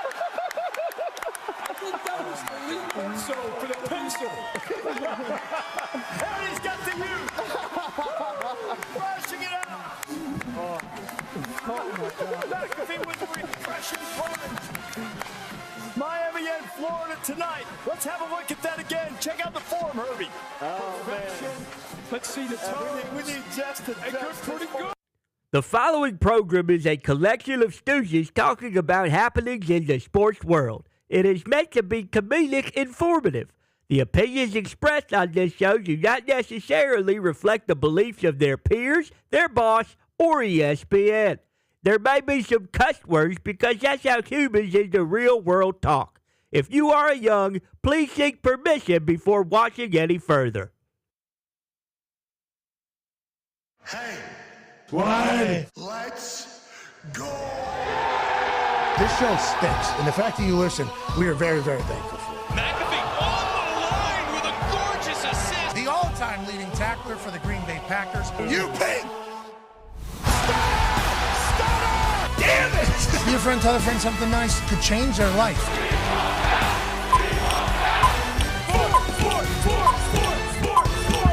Hello, beautiful people, and welcome back to our humble abode, the DraftKings Thunderdome, on this massive Overreaction Monday, June 22nd, 2026. Hour 2 of the program begins right now.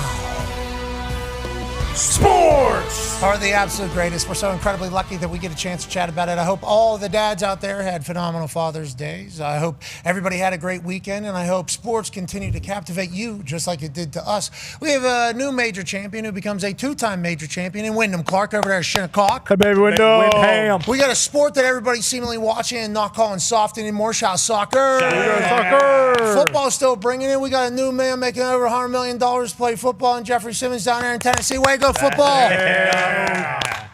Obviously, college baseball has its World Series tonight. We'll be joined by WVU baseball head coach Steve Sabins, a man who just led the West Virginia Mountaineers to the semifinals of the College Baseball World Series. The first time West Virginia has ever been to Omaha. Obviously, the best season we've ever had. Cannot wait to catch up with him and his thoughts on tonight's national championship. Sports continue to be great. The Toxic Table is here at Boston Connor and at Ty Schmidt.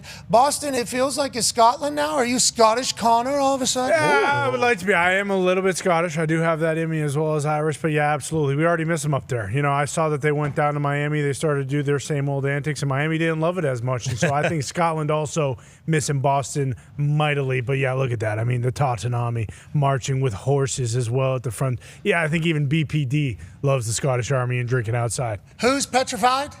In Scotland, I think Europe. Scotland's on fire. Your defense is petrified. Scotland's on fire. Your defense is petrified. Na na na na na na na na na na na na na na na na. Na na na na na na na na. Defense is petrified. Na na na na na na na na. It's so many white people that it does sound like na na na na na na na na na na na. There's trying. Yeah. We have been since the beginning of time, haven't we? They got it over there in Europe, though. Nailed it. Yeah, they do. They got it.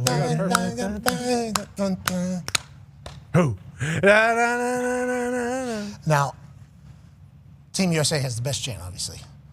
Oh. USA. USA. Like, that's just powerful. Yeah, good luck. Yeah. Good timing. And in Seattle, that thing was. And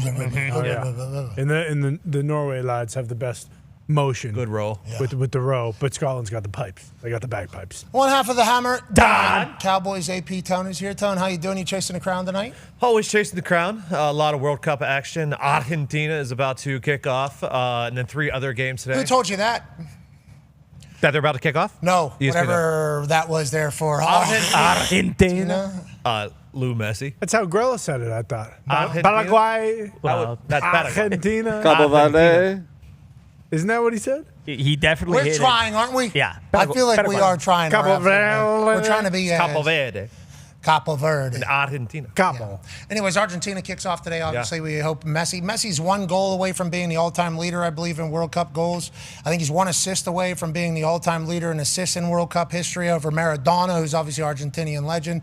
And then you think about Klose, I think is Miroslav Klose. Yeah, I believe he is the goal scorer. So obviously, history can be made anytime Messi's on the pitch. France, Mbappe, he's outrageously good. Norway, we know.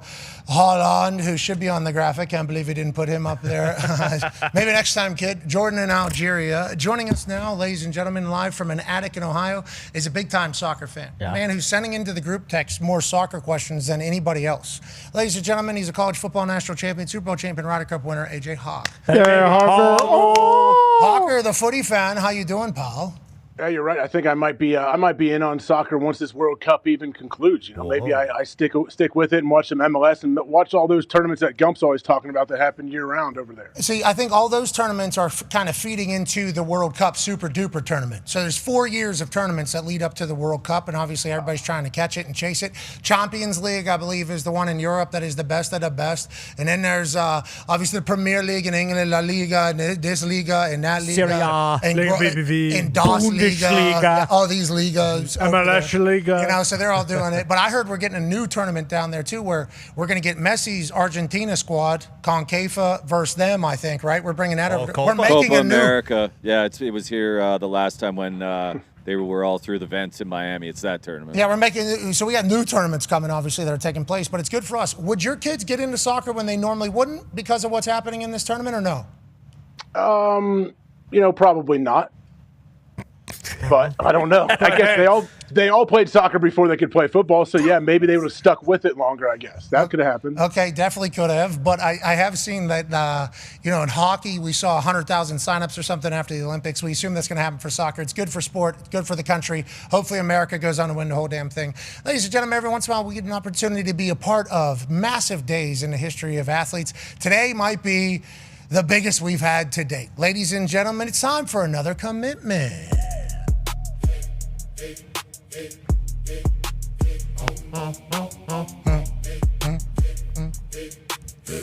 AJ, say it with me. It's a big day for some big names. Lying in the play some big games. It's a big day for some big names. Lying in the play some big games. Where you going next? Recruiting is like chess. Got a 4D if you wanna be the best. Announce it on the show. Where you gonna go? Everybody waiting, they all wanna know. It's a big day for some big names. Locking in the plane, some big games. It's a big day for some big names. Locking in the plane, some big games. Here we go. Who's going where next? Well, let's go to Fort Lauderdale, Florida, out of St. Thomas Aquinas High School. Obviously, legendary school, legendary name. Ladies and gentlemen, Julius Jones Jr. Hey, Julius! How are we? Hey, how you doing down there? It looks amazing. We've never had this backdrop. Where the hell are we right now? This is so nice, Julius Jones. Where are we right now? Where? Can you explain a little bit? Is that A1A right behind you? I thought you would know. I mean, we got elbow room in the back, right on the beach, just for a lot of the vibes out here. Listen, I've gotten 4th-degree sunburn down there, okay? I don't know if you guys know anything about that, okay? But I got 4th-degree sunburn down there, and obviously a lot of great memories. Julius Jones Sr. here, closest, I do believe, to the camera. Congratulations on an incredible football career. Thank you for what you've done for our sport, and also your boy here being an absolute stud. We appreciate you, man. Thank you guys for being a part of it. We've watched you for many years. We've had a chance to play against you. We probably beat you. We'll have to go check into that. You got fat guys, back check guys, so you can check that out. But we really appreciate you guys being a part of this. It's a big moment for Julius. Worked his ass off to be here. Me and my wife and sons and family. Friends are here just ready to celebrate with him. Okay, well, we appreciate you letting us be a part of the day. Andre Jones there is next to him. That's his brother. Kelly Jones is mom there. And then at the end, is that Derek down there? Sir, my God. Hey, that's a good team. Hey, team, thank you for letting us be a part of this. Let's celebrate this. Okay, now, Julius, I think it's time to let the world know where you will be taking your football talent to next. And congratulations on a phenomenal football career thus far to earn this day that you're about to have here. Sir, thank you. First, I want to thank everybody coming out here and thank my Lord and Savior Jesus Christ. I wouldn't be out here without him, and he's with me for every step. And I just want to thank all my coaches, Coach Lawrence, Coach Marcus, my guys. They're good people that turned me to be the man that I am right now. And if it weren't for you guys, I wouldn't be here. And my dog G Baby, Coach Hope, man, thank you, Coach. I love you, Coach Harry. You guys, man, y'all have done so much for me, and I really can't tell you how much I appreciate you guys. And for my family, my dad, my brother, and my mom, they're in the back in the cut. Man, I really appreciate everybody. It's a once in a lifetime thing, and I can't thank you guys enough for it. So I think we're all ready to hear where I'm going. All right, let's get it. We're ready. Yeah. I think I'm ready. I'm good. I'm ready to go. So for the next 3 years, I will be taking my talents too. Okay. Just like you know, I love that. Notre Dame. Yeah, okay. Obviously, Dad, legend at Notre Dame. Go look up the highlights. There's a plethora. And, now they're starting to become quite a trend here, Julius. I believe Ryan Clark, his son, went there. Plexico, his Jerome son Bettis. went there. Jerome Bettis, his son went there. Larry Fitz. There seems to be a lot of second generation or third generation NFL guys heading to Notre Dame. Julius Jones Jr., why'd you decide Notre Dame? Obviously, as a South Florida boy, I assume Miami would have been big for the neighborhood, big for the community. Why Notre Dame? Honestly, it's just the mystique of Notre Dame, and there's only one in the world. Honestly, when I was up there, I felt it felt different from what they can do for me now to when I'm done with football and all the things and all the people around them and play for Coach Freeman. And I love that guy, and it's definitely some things going over there. It's that Florida Dame. Got that pipeline going on. Florida South Bend, homie. That's how we doing it. Florida Dame. That's genius. You gotta wear it. For me. You better put some sunscreen. Just one time, you better put some sunscreen on that little leprechaun. Yeah. Okay, that thing's gonna get fried down there. Okay, if it is Florida Dame. Congratulations, Julius. Now, Julius, I don't know if you 100% know everything. I think there might be something else that might have to happen here as well. I'm not 100% sure, but I think Andre, do you have something to say about your brother heading to Notre Dame? Oh man, I'm just my brother. No, but I got something to say too. So first, I want to thank my Lord and Savior Jesus Christ. Without him, I wouldn't be anything, and I want to thank everybody out here as well. But I think y'all know what's gotta happen. For the next year, I'm taking my time to University of Notre Dame as well. Andre Jones, class of 2028, #1 safety. And I don't think Julius 100% knew that this was going to happen, that his brother was going to commit right afterwards.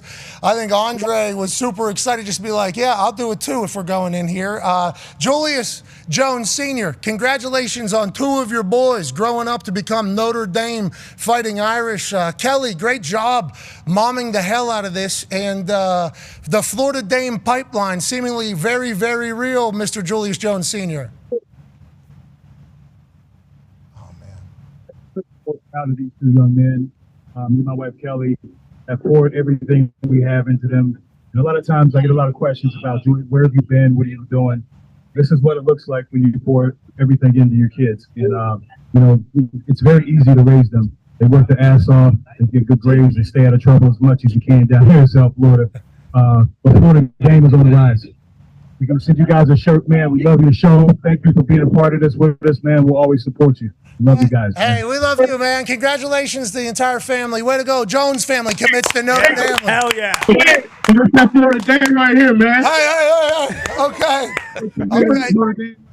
Play together. These are the guys for Florida Dame. Okay. Play the gamble. Here we go. All right, I'm in.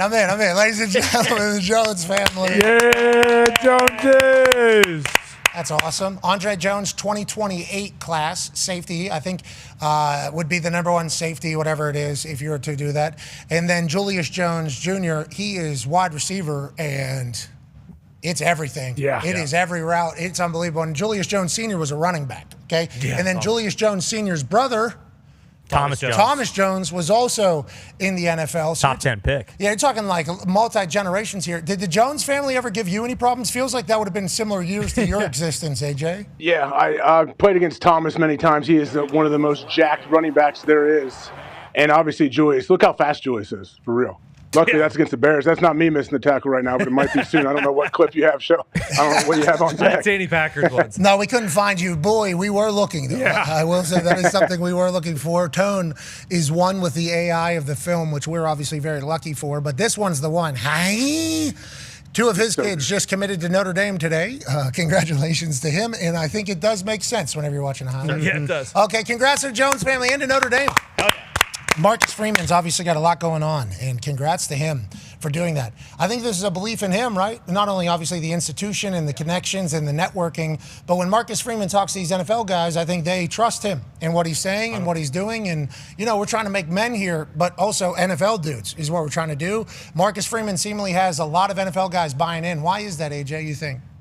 I mean, I think he's authentic. Like, that's just who he is. And what a different kind of, like, energy he has brought to Notre Dame. I feel like since he's gotten there and then taken over the head job, yeah, he just seems to be doing everything right. And it's never a bad thing to go out there and pluck people from South Florida. We know there is so much talent in South Florida, all over the state. So, yeah, Florida Dame, that would make me feel pretty good, too, if I was Marcus Freeman and that staff. Yeah, if I'm a Notre Dame fan, hearing the Florida Dame start is a good idea. Yeah. That's a good idea, because the issue with Notre Dame was can't keep up. Okay, can't keep up. Whenever push comes to shove, there's going to be a different level athlete on the field, and Notre Dame's not going to be able to keep up. And that kind of is what happened. Every time Notre Dame would get around late, they would get outskilled, outspeed, out everything on the side. Now it's kind of – Brian Kelly actually said it was the reason why he had to leave. Because he didn't think he could do it. Get down to LSU, able to get all the athletes in the world. Obviously, he's not there anymore. Still getting paid. I think he did okay. Yeah. But it was always the knock on Notre Dame. And now Notre Dame's just becoming a pipeline for second-generation guys. That's a beautiful thing. Joining us now is a man who I think his boys probably already been offered a couple scholarships, both of them. And I, as a representative of West Virginia, would like to offer a couple scholarships already to this man's kids. Ladies and gentlemen, first ballot Hall of Famer, we think. I mean, who knows anymore? I don't think anybody should be anymore. That's New England Patriots fan, Bill Belichick tattoo on his arm, actually, as we chit-chat about that. Bull Ring of Honor member, ladies and gentlemen, the incomparable American hero, J.J. Watt. Yeah, Jage. What's going on? How we doing? Are you eating the jams, right? You're eating the jams? Yeah? Hey. Oh, hey, we're I on got the multiple jams on deck, brother. Welcome to the squad, Pat McAfee and boys. Hey, we're all on the same team. We're excited about it. Obviously, Sports Business Journal announces it this morning that I have joined the ownership team of Jams. I was so impressed. Okay, listen, first of all, not a bad little photo shoot me and Bailey had. Yeah, pretty good. Okay, not bad. Pretty good little promotional photo shoot me and Bailey had. This Jams brand obviously came to the forefront nationally, I think publicly, because of the NFLPA deal, when Adam Schefter broke the deal, because of how many peanut butter and jellies are eaten by NFL players. And I had known the guy who started Jams because he's been around the internet for a long time, and he's been hustling the shit out of this thing. Okay, he's been hustling this thing. He had JJ involved. He's got Caleb involved. He's got the back end involved. He's got a factory. We can make this. We can keep up. We got this. We like where our products are. We like the amount of protein we got in this thing. He's pitching. I got a lot on my plate, okay? So then as we're doing this show, Schefter announces the NFLPA deal, and I'm like, the fucker did it. I can't believe this kid is a never-ending machine. This kid is a machine. Connor Blakely's his name. He's a machine, this guy. So I was excited to get on board. Obviously, we chit-chatted about it, made an investment. It's like, I believe in it, man. They taste good, and my daughter loves them as well, JJ. And I think we're super excited being a pillar of society, peanut butter and jelly business. And I think we're going to help carry the torch, hopefully, to the next generation with this entire thing, JJ. I'm super excited to be a part of it, and obviously you being a part of it was a big deal for us. Yes, cannot keep them in stock in my own fridge. It's they go out like crazy. There's new products coming. There's plenty of stuff, like you said. Connor's a smart operator. He does well, and we're very excited to have you on board. It's peanut butter and jelly, brother. It goes down. It's American as it gets. It is American. Get good protein. Oh, yeah. Mom approved. No seed No oils. seed oils. No seed oils. Remember, that came out of Tennessee Titans. Yeah, Bob Sala. I ain't doing seed oils in this entire building. Don't worry, Bob. You can have them in the facility. Good to go. Yeah, see, that is the thing that, Jage is super excited about and has been. Me, as soon as I see they do an NFLPA deal, I think to myself, I know how many I eat. Just me. And then that influenced me outside the building. It's like, these a little bit more They go down at halftime like hotcakes. Yeah, but these ones taste delicious. Yeah, like it's an interesting thing. So the fact that I'm even There's a reason we're outselling competitors at large retail stores. There's a reason. Why is that, Jay? They're better. They're better. They're very James is better. Changed our entire lives whenever brought in a box food. Yeah. And no seed oils. I eat one How you every guys single been, day. dude? It's been a long time since I've been on here. We've had it's just good to see everybody. Can I get a shot of Connor? Let's see what he's where the off-season diet's at. There he is. Good to see you, man. All right. All right. Yeah, I'll just leave it at that. All right. Oh, right. All He right. looks good. This guy's walking incline treadmills over there in the Hawk House. Everybody's having a No good time. hands. How have you been? I seen you've been saving the world with Freddie from Germany. You obviously take him in, treat him as a family member in Houston. That becomes a huge part of the story. Then NASA is obviously talking shit about you, maybe being cooler than you. All of this happens to a firefighter's kid. How has your off season been? It sounds pretty productive. And also, is life amazing right now, Jade? You look incredible. I got to be honest. It's pretty awesome. It's pretty unbelievable. I'm very fortunate. I got 2 young boys. We're having a blast. I get to do my work during the season and then during the off season. I talked to Charles Barkley about this once when we were on the golf course, and I was like, Chuck, because I was trying to decide if I wanted to do the booth or not. And he was like, brother, I make so much money for a certain chunk of the year, and I get to talk about basketball. And then I have 4 months where I get to literally do anything that I want and fall off the face of the earth. He's like, do you know how sweet and how special that is? He's like, everybody would kill to have the job that I have. Don't take something like that for granted. And damn, he was right. This is awesome. I get to talk football in the fall. I get to go to games, sit on the 50-yard line, and meet with all the players and coaches. And then in the off season, I get to do literally anything I want. Just some Turks and Caicos for a week with my wife. Wow. It was fantastic. Life is beautiful, brother. Wow, maybe another Watt coming right down the pipe. We'll keep an eye. We'll certainly keep an eye on the calendar. We'll certainly keep an eye on the calendar for all this. You've earned all this, by the way. So I'm happy you're kind of getting to reap the benefits of all of your hard work. If you were ass at any of the things that you do, you wouldn't be able to do this. So we appreciate the fact that you are a first ballot guy who wants to be involved in ball, and you don't suck as a human or as a personality. So good on you, Jage. Enjoy Turks and Caicos out there. Okay, let's talk about some. I'm happy to be here. I love being here. I've missed you guys. I'm looking forward to catching up. And I don't even know. I'm hoping I'm back this season, hoping we can keep it rolling. But for now, I'm just going to appreciate the moment. Okay, so let's make that announcement as well. Lock it in. Watt Wednesdays presented by Joms. Yes. Obviously, will be happening this football season thanks to Joms. Great peanut butter jelly available for that coming back for another year. Shout out to Connor. Definitely being the one that has to figure that out. You can do that. Okay, let's talk about the NFL and some of its new stuff. There were some reports over the weekend. Huge weekend of sports. We'll certainly dive into that. There were some reports over the weekend about the new NFL and the Ref Association deal, where if these refs are ass, if they put the ass in association, they could potentially get relegated to the UFL. I like anything that involves accountability. I like anything that has kind of consequences for actions. I like whenever there's a potential little bit of pressure to be good at what you do. I like this in theory. Do we think we're going to get the best officials that we've ever had in the NFL? And do you like where we're at as opposed to where we were a couple months ago, which was maybe replacement refs coming right down the pipe? I do like anything that leads towards progress of a deal because we don't want to go through the replacement ref debacle once again. I do also like the accountability. I think one of the big things that we have to focus on is trying to find and make sure that we're incentivizing new officials to train and grow into their roles. Because if we're relegating officials to the UFL, which I do like that there's accountability, you have to make sure that you have a pipeline of people that can fill in and potentially do a better job. You don't want to just be bringing up somebody who's not nearly as qualified as you're knocking down somebody who failed at the top level.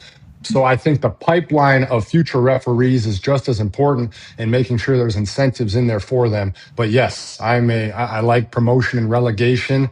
It sometimes doesn't go your way, but I am generally a fan of the promotion relegation system. Yeah, promotion a lot more than the relegation part. We're Big fan. Yeah, especially if you got ownership. How are we doing, by the way? Is Burnley back?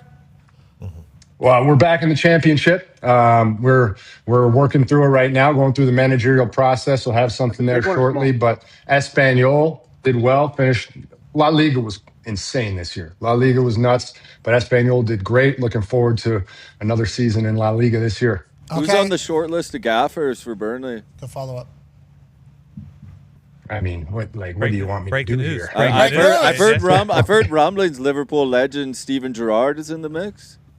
So there's there's no good way to go about this here. Like it is just what do you mean we're working on show? it. It's not. It's closer than further away. It's closer than further away. I would imagine we're working on it, but I would imagine. Before the end of the summer, you think? By the summer, yeah. What deadline? What's We're coming to your state.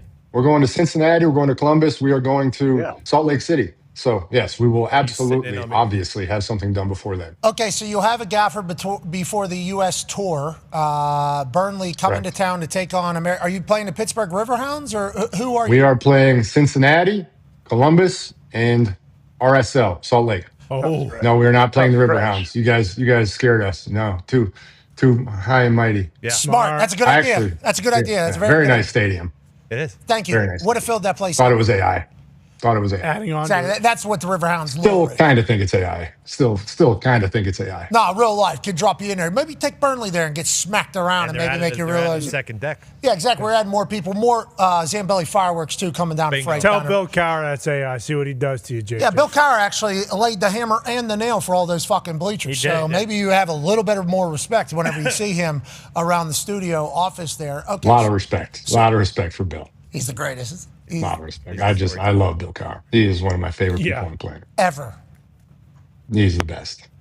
We got to hang out with him for like 3 days. Were you guys at his house or something for the draft? Yeah. Dude, he is the man. Slept over. Obviously, he's our coach. He's the city's coach. Still is. You know, he's still considered the city's coach. I don't know if he knew that before that particular trip back to Pittsburgh. I don't know how often he gets to go back and experience it the way we got to experience with him. But everybody in Pittsburgh looked at him like, Coach, hey, what do you think? I got to go this way? Yeah, you got it, no problem. Everybody looked at him like he was a god. Yeah. Mm-hmm. It was incredible to be with him. And he just, obviously, the way he handled it all is perfect. He's a legend. Bill Cowher's a legend. Yes. Coach is a hard spot to leave and have a legacy that's just 100% unanimously people love you. Because a lot of times it runs its course and then you're at the end and people are pissed and they want you out. Pittsburgh, Coach Cowher, I mean, unless I'm misremembering, he is a god in that city. Yes, we got to experience it. I don't know if he has gotten to experience it as much as he should. Messi has missed a penalty kick. I saw that. Oh, God. Saw that. Damn it, man. Again? He has taken 7 World Cup penalties in his career. He's missed 3 of them. This guy just can't do it. He's got to work for it. It's too easy. Who's GOAT? Mine. They need to have somebody else take him. It's too easy for him up there. Can't be doing it. He missed the whole net, I guess. Were his eyes closed? He tried to do the slow play and it failed. Never miserably. worked. He tried to do just this ripped one? the thing. Yeah, he just Yeah, kind of slow rolled him, waited You the guy know. going in. Come on, Messi. That's He'll not get one. MLS soccer. That's not the way MLS plays. Back to his Liga days. They did seem like he was over there playing against the Espanols and stuff. This is the big leagues. You putting it in? No doubt. If you step in for a penalty right now in a World Cup match, Me? are you putting it in? Yes. I'm going right half of the net as hard as I possibly can. So it just depends on whether or not the goalie's going to go there. I've had the same technique my entire life, basically. I'm going right Will half. your hip flexor survive?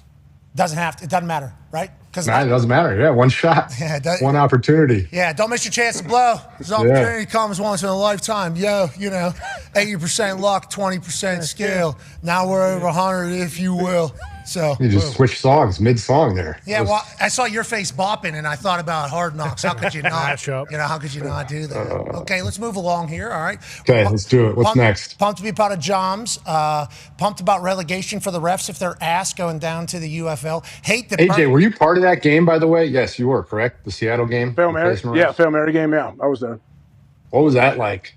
Actually, it was ridiculous. We actually they had to kick the extra point, and then we all left the field. We were in the locker room, had our shoulder pads off, and the ref came in and said, "Hey, I don't care what's going on. We need 11 guys to line up for this extra point that they need to kick." And guys said some very hurtful things to those couple referees that came in. It was a sight to see. It was awesome. I think I was one of the idiots that threw my shoulder pads on, unstrapped, and ran back out there with no gloves on and stood there for the dumb thing because I knew nobody else would. Like I was like, we're gonna beat the hell out of these refs in the locker room. That's gonna be bad on top of bad after losing that game. If you had to talk to those refs that were a part of that, the replacement refs, like they got friends somewhere, right? They're stopping by some YMCA. They got friends somewhere, local bar. What do you think they say is the worst part of it all? Getting it wrong or walking in there and having to tell you guys, we need 11 bodies out there? Yeah. Because they heard us. We were leaving we weren't quiet when we left the field. I know that much. Like nobody, coaches, players, trainers, everybody was not that quiet. And so it was tough to stay classy in that moment, no question. Who was loudest? Who was leading the brigade? Oh, my goodness. The D-line usually seems to lead the brigade when it comes to the loudest. They were definitely very opinionated, and I appreciated them for that. I really did. Think about that ref. So scared. He was reffing high school football the year before. Okay, down there in Texas where there's no Jumbotron, or maybe Louisiana, no Jumbotron. What I say is final. Okay, I don't care what anybody has to say on here. Then he's going to walk in there. BJ Raji coming down his face, just straight at him. You're not happy, me neither. Yeah. I need you out there. I need you and 10 others. After the highest of highs, too, because it was in Seattle. So, the crowd in Seattle was going nuts, and they were just, thinking it. Yeah. Hey, and then somebody from the league office calls and goes, hey, we need 11 on 11 out there. Need an extra point. What a time. Can't have that. Happy we're fixing the ref thing. Happy we're fixing the ref thing as we go. Hasn't been mentioned yet. I don't know if I've gotten your take or heard it yet. Huge trade in the NFL this offseason. Myles Garrett heads from Cleveland to the Los Angeles Rams. The Rams obviously draft Ty Simpson at number 13 overall. Everybody was super surprised. Then they lock in Matthew Stafford at a mega deal. Just an absolutely mega deal. What was the next play going to be? Were they going to bring in on the A.J. Brown deal? Or are they going to trade in another wide receiver? What are they going to do? They signed Myles Garrett in a huge way. Get rid of Jared Verse to Cleveland. Verse can go ahead and become a great there in Cleveland, obviously, if he wins. Give up a first, second, and third round pick. Your thoughts, Jay? This is gigantic. And obviously, needle did move whenever this trade was made on the sports books. Yeah, and rightfully so. I mean, this is unbelievable. It's a team who was already, I believe, favored to win the Super Bowl or at minimum compete for it, and then you add one of the best defensive players in the history of the game. It's incredible, and it just what they're doing out there with their whole mentality around never satisfied and willing to give up picks for anything. Don't care about the picks at all. You have to respect it. You have to appreciate it. And they're going all in all the time. And it's going to be scary because he has always been playing from behind. He has always been playing in games where in the fourth quarter teams are running out the clock to win the game. And instead, he's most likely going to be playing with a whole bunch of leads now. And he's going to have a chance to just tee off on quarterbacks in guaranteed pass rushing situations. It's going to be a sight to see. That defense is already good. And then you add one of the best players in the league, and you have the MVP on offense and everything they have with Sean McVay. Like, it's a scary, scary team. Yeah, and it's built for the future as well as the present somehow. I don't know how Snead and McVay have been able to accomplish it, but they certainly have. Aaron Donald might come out of retirement. Your thoughts on that as a man who did dabble with potentially playing again after retiring and staying in shape? Because we see Aaron Donald, he's still in shape. You still in shape. But I feel like him and you potentially have a different view of what type of shape you need to be in to be able to play. Is it like I want to be able to dominate, I don't want to just look like I'm out there? Do you think that is a part of the entire decision for Aaron Donald, and was that for you as well? I don't think he would have any problem with that. I think that he would dominate no matter what. I think the bigger question comes to longevity and how many plays you can play in a game throughout the course of a season. Everybody knows football conditioning is different than regular conditioning, and the only way you can truly get into football shape is by playing football. So early on, it would have to be some limited reps, some third down situations. And then as it went on, there would be more and more added to his plate. But also, you have to remember, we're talking about an absolute freak here. We're not talking about some regular one of the 53 or a practice squad guy. We're talking about one of the greatest players in the history of the game. So I have no doubts that he would be able to step on the field and do some extraordinary things, especially when you've got that defense, you have Myles Garrett, and it's like, all right, Who are you going to try and double team here? Where do you want to allocate your resources? You put those guys on opposite sides. Center can only slide one way. Running back can only chip one side. There's opportunity everywhere, and it opens up everything. I can completely understand why he'd be considering it, and I can completely understand why he might be salivating over that potential opportunity, especially with the Super Bowl, I believe, in their home stadium. Yeah, Super Bowl is back in SoFi yet again. We know what happened the last time the Super Bowl was in SoFi and what the Rams did and what inevitably ended up happening. It's them winning the Super Bowl. Aaron Donald was very content whenever he retired. He said, I feel like I did good, took care of my money, I was smart with my money, I won. I think I did everything that needs to be done. And then you think to yourself, oh, man. Do a little 2-year run here with Myles Garrett also there where they're sliding protection towards him and not towards me. Mm-hmm. And then maybe J.J. Watt comes out of retirement too. Oh, wow. Go undefeated? No, that will not happen. Okay, all right, we just put that. Living the dream. I enjoyed the Turks and Caicos a lot. I would like to go back there. Yeah, it sounds like I'd like to go to places like that more often. instead of less often. Yeah. I don't want to get hit. Like I don't want to be studying the, looking at myself getting cut off as a 3 technique and getting yelled at by a defensive line coach on a Tuesday at 6 a.m. I want to wake up when I want to wake up. See my kids, say, hey, Yeah. Dad was really Taking good. Look at this school. highlight. Look at Yeah. That's unbelievable. This is your Yeah. mom's highlight too? She was unbelievable. She never lost. Me neither. Look at this. This is what it was like every day. Yeah. You guys want to go to brunch? Got nothing but time here. And then your brother just in the middle of it every day of his life. bringing it. Trying to understand what a sound looks like, what it feels like. TJ's name has been a part of a lot of discussions. Pittsburgh, obviously in an interesting spot. Go ahead, Tone. Yeah, Jage. And this is not taking a shot at the previous staff at all, but I have heard and seen that the vibes around the Steelers facility these days are immaculate. Everyone is very, very happy. They're expecting great things this upcoming season. What have you heard coming out of the new Steelers facility? And do you think that a new voice can be the difference in a team moving forward?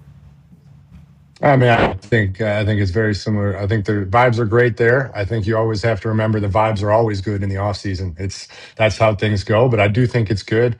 I think that it's going to be very interesting to watch how this goes because of the history of Pittsburgh and the lack of turnover that there has been in the coaching regime. So anytime there's someone new, especially after 18 years or whatever it was, it is going to be a focal point to see how it goes. And everybody's going to be looking at every single thing in practice and training camp. How are they going to do things when they get to St. Vincent's? How are they going to do all those traditions and things that have been a guarantee for so long? What does that look like now? What does the coaching style look like? How are practices set up? The meetings, obviously Mike Tomlin's one of the greatest motivators of all time. So just little things all the time. It's going to be very interesting to see how they translate. And then an offensive coach. How does an offensive coach work there with Aaron Rodgers? The history, is that offense going to open up completely? Are there going to be more downfield throws? Is there going to be more crossing routes across the middle? Is it going to be screens? What's that going to look like? Can't wait to see it. Jeffrey Simmons signs a massive deal down in Tennessee, so Pittsburgh Steelers might be making a run at it. Are the Tennessee Titans going to be a football team? Yes. It feels like they might be. You got Salah. You got Dayball. Cam Ward, we all believe in his ability. Now, will he be able to settle into an offense? I think last year was a lot of run for his life and make plays that were incredible. I think he did a lot of that in Miami as well at the beginning. I think there was a lot of extend plays, go ahead and make some magic happen. Cam is a magic man. But they extend and sign Jeffrey Simmons, who's obviously Tennessee Titans legend. I got a chance to see him in person down there at the Grand Ole Opry. That Grand Ole Opry, and I taught him a couple things. I think Salah was kind of waiting to pay him. I think they didn't really know the Paisan in charge down there. I don't think if he knew Borgonzi, I don't know if he wanted to pay him. And then this night at the Grand Ole Opry, what I taught him with his hands, finally said, yeah, let's lock him in for the big deal. Your thoughts on AFC South legend Jeffrey Simmons, and also my little handwork with him potentially being the real reason this whole thing came about, and I have yet to be thanked. What do we got left hand there? That's because you're doing handwork, wall, balance, and drink. Yeah. What do we got in there? It looks like. Well, so I'm telling him I'm hitting his front shoulder. I'm telling him that as I'm getting in there, I'm hitting his front shoulder. And I think he literally just arrived, had no idea that I was immediately going to pop into this. I don't even know if he knew who I was, but I knew who he was. Okay, he's been in the AFC South for a long time, this guy. And he has a never-ending engine. This guy never stops going. He literally never stops going. Field goals, punts, you name it. This guy never fucking stops. So as soon as I see him turn a corner, it's like, oh, I know who this guy is. So then I immediately drop into pass set, and I let him know what I'm going to do to him.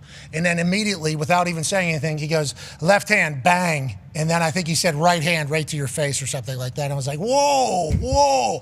But I don't know if he would ever thought of that move if it wasn't for me doing that. Fair. And inevitably they end up paying him. So I still think it deserves a little bit of conversation. But can you tell me about him withstanding a bunch of different coaches now, a bunch of different regimes? He's kind of been a pillar down there. Why is that? Because he's that good, because he is a culture setter, a leader, the way that he plays the game, the way that he opens things up for other guys on the defense because of the attention that he requires. He just does things the right way, and he is a phenomenal football player as well. Now, on the flip side of that, it's not fun to be the one pillar going through a bunch of coaches because that means your team hasn't been very good. And so hopefully he's finding stability there with Robert Saleh, and hopefully they find a way to get something going. New stadium coming up. They've got Cam Ward. They've got new uniforms. So we'll see how it goes, but there is definitely a man deserving of the contract he just got. Jeffrey Simmons plays the game very, very well at that defensive tackle position. Have a lot of respect. The quarterback and offense disruptors down there on the line are certainly getting paid these days in ball. I think that's only going to continue. Speaking of getting paid, Messi scored. Yeah, Lionel! The penalty was just too simple. Yeah. I don't like it, mate. He goes the other way. I don't like how great it was a filthy. Was it? Okay. Touch of class, I presume. Yeah, ball coming in, one-timer, touch. bends it around the goalie to the far Good side. ball. Just so casual, let me go ahead and cook this thing. And he's so small. I don't know how he generates so much power. You know, there's so much power coming from those little legs. Big legs. He does get, and the way Grella describes it, everybody on that team is willing to kill the other team for Messi. That's a good spot to be in, JH. That's what we like to Very good spot to be in. The guy is tiny. It's unbelievable. And he's the best player in the world. It's incredible. in the history of the world, too. We're watching it all, and hopefully that only continues. I think he just broke the goal-scoring record in the World Cup, so congrats to him. If he gets an assist, he'll break that record as well, as we all kind of have World Cup fever. Last question for you here, coming from Ty, because I think we all saw a group of guys that will kill for you as well. That's right, Jage. One of my favorite things is when you document your annual boys trip with your pals from high school, where you kind of do the, hey, if one of us makes it, we all make it. Just curious, how did this go? Have you set any locales for the 17th annual? Oh, yeah. And also, I don't know if you've done it yet, but do you guys ever do like you go to one of those really nice steakhouses and you stiff one of your buddies who didn't play in the NFL with like a bill for $100,000? Have you done that yet? And how great was this? Well, first of all, we're just merely trying to do what you guys do basically weekly. I mean, you guys do this every single week, and you guys are living the coolest life of all time. But we do this once a year. It started when I got drafted back in 2011, and it's just progressively gotten crazier and crazier. I have not stuck anyone with a fake bill yet because we are genuinely talking like heart attack territory, where we might lose a man if I slap down a $100,000 bill in front of him. So I can't risk that. As you can see, we've got various different levels of physical fitness in the group, and there's a few that just couldn't handle that on their ticker. But it's going to be really tough to top New York City. We have done Ireland, we have done Cabo, we have kind of gone all over the place. But New York City was this perfect mix because you could go out and walk the streets and pop in at any coffee shop or restaurant. You could go to Central Park. You could see the Statue of Liberty. You could do it all. But then we could also have the experience of the finest steakhouses in the world, sushi and everything. So we're trying to figure out next year, and I am open to all suggestions for where does next year go from there. Vegas is really the only answer because we've had to be there for a lot of different events. Like WrestleMania was there back-to-back years for a reason, especially if there's a bunch of events happening, which there is always shows. But we've been doing New York over the last couple of months too, and it's like... It's phenomenal. New York's swinging a hot bat right now, dude. New York. Hot bat. And the thing I'll give New York, which this is crazy, because my buddy had never been there, and he was like, all I heard was how dirty and how there's homeless everywhere and everything. And he was like, it's been unbelievable, clean, and everybody's happy and everybody's doing good. And I've been there many, many times. I had to agree. And this was right before the Knicks won. And I was like, it has to be even better now because everybody's just in the jubilation. The place looks fantastic. We enjoyed the hell out of our times in New York. We'll continue to brainstorm with your money on where you need to take your friends to. Maybe the Maldives or something. That'd be cool. Bali, maybe? Yeah, maybe go to Fiji. Yeah. Everybody's got kids. We got a 5-day max. Australia. Go to Australia. It'll be good. You're the best. Ladies and gentlemen, that's one of the not Shout out Linda Cohn. I want to give Linda Cohn a quick shout out. Retiring from SportsCenter. Loved watching her whole career. We agree. Big props, Linda Cohn. Linda Cohn, absolute dog. As I turn into a blob here. That's because you're getting emotional about Linda Cohn. How could you not? We appreciate her, and I appreciate you saying, hey, before I get out of here, I'd like to thank Linda Cohn for her contributions to sport. That's real. You're the man, ladies and gentlemen. That's JJ Watt. Yeah, Jage. Linda Cohn.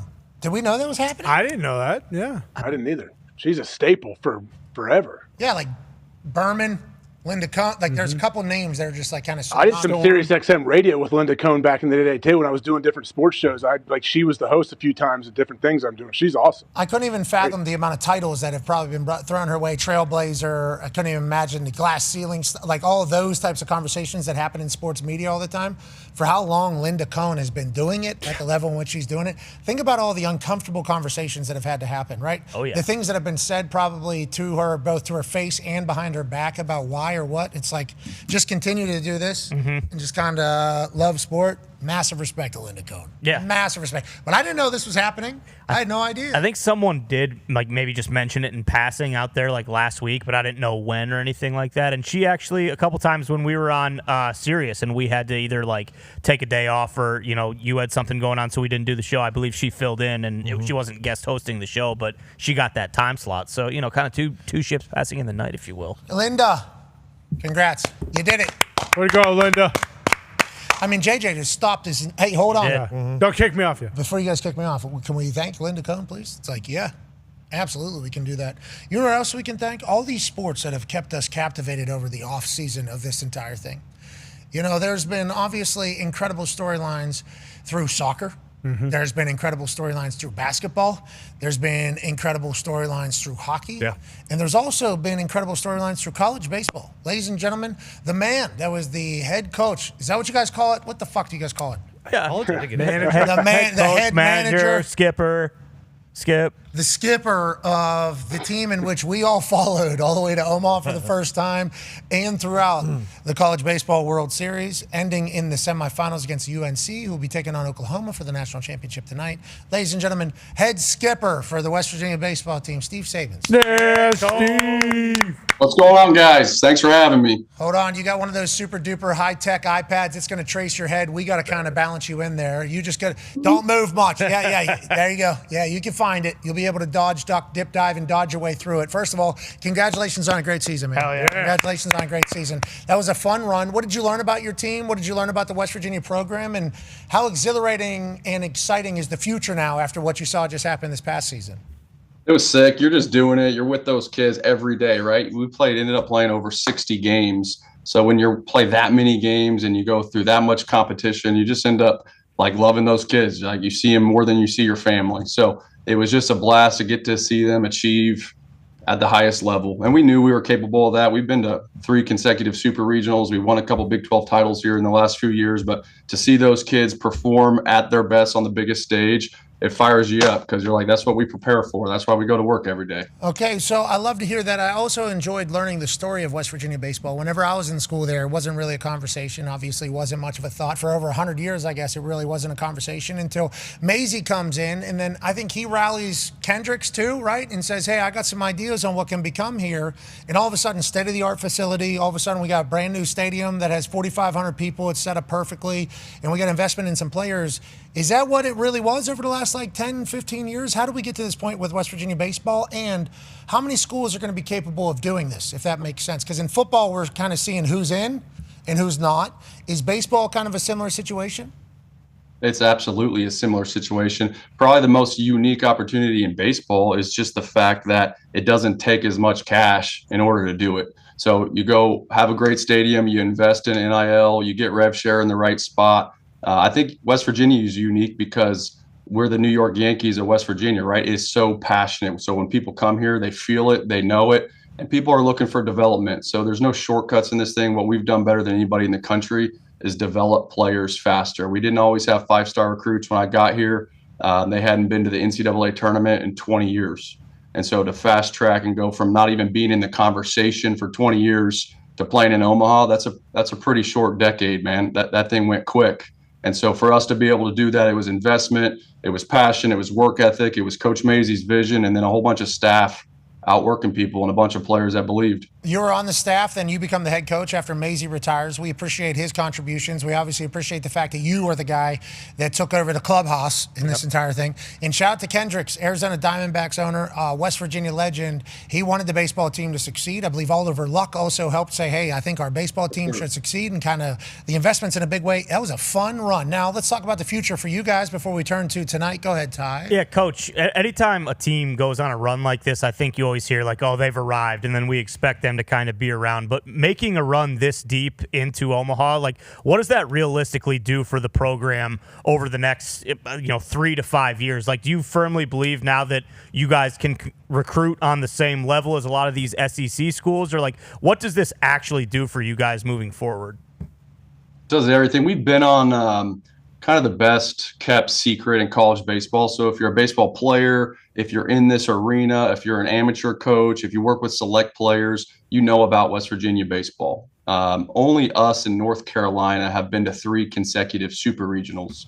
So the consistency of winning has been elite at West Virginia, but we hadn't been to Omaha. First time in program history to ever get to Omaha. So I was always selling the hell out of this place to recruits, saying, hey, we're going to do things that have never been done in program history before. And that was really easy 10 years ago when we hadn't been to a regional. We're going to do things that have never been done, win a Big 12 title. We're going to go to a regional for the first time in 20 years, a first super regional. We're going to host for the first time since 1965. I'm starting to run out of shit to say, really.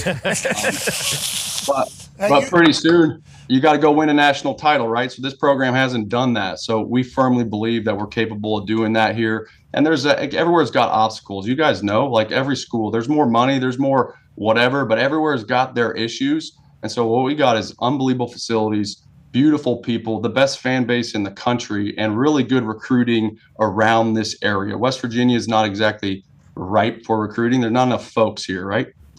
It's 1.8 million people in the whole state. And you look at some of these other schools, there's more people in that metro area than us. So we got our challenges, but everyone's kind of got their deal. But if you're looking to get better and you're looking to win with the best culture and the best staff and the best developmental resources in the country, this is the spot. This is just flat out the spot. And so the baseball people know, but we're starting to be a little bit more on that national stage. And when you get on that, all of a sudden it kind of opens up the window to new recruits. And we got a recruit coming in literally today. We got some guys from across the country that maybe we didn't have access to before. And so we got to sign those guys. We got to lock those dudes up. They're going to love Morgantown. Okay, so I can't wait for them to fall in love with the city. I can't wait for them to fall in love with your program. And I appreciate the fact that you're saying you're running out of things to lie about. You can't even tell them, like, hey, you might be the first guy to, like, steal home in the World Series.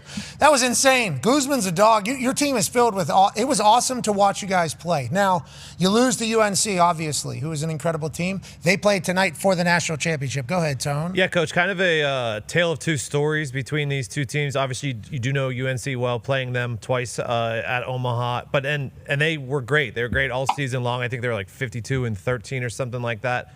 And then Oklahoma on the other side, they were under 500 in SEC play. They had a great record overall, but in SEC play, I think they were like 11th. So they just got hot at the right time. What do we need to know about these two teams tonight? Yeah, both nasty teams, both really good.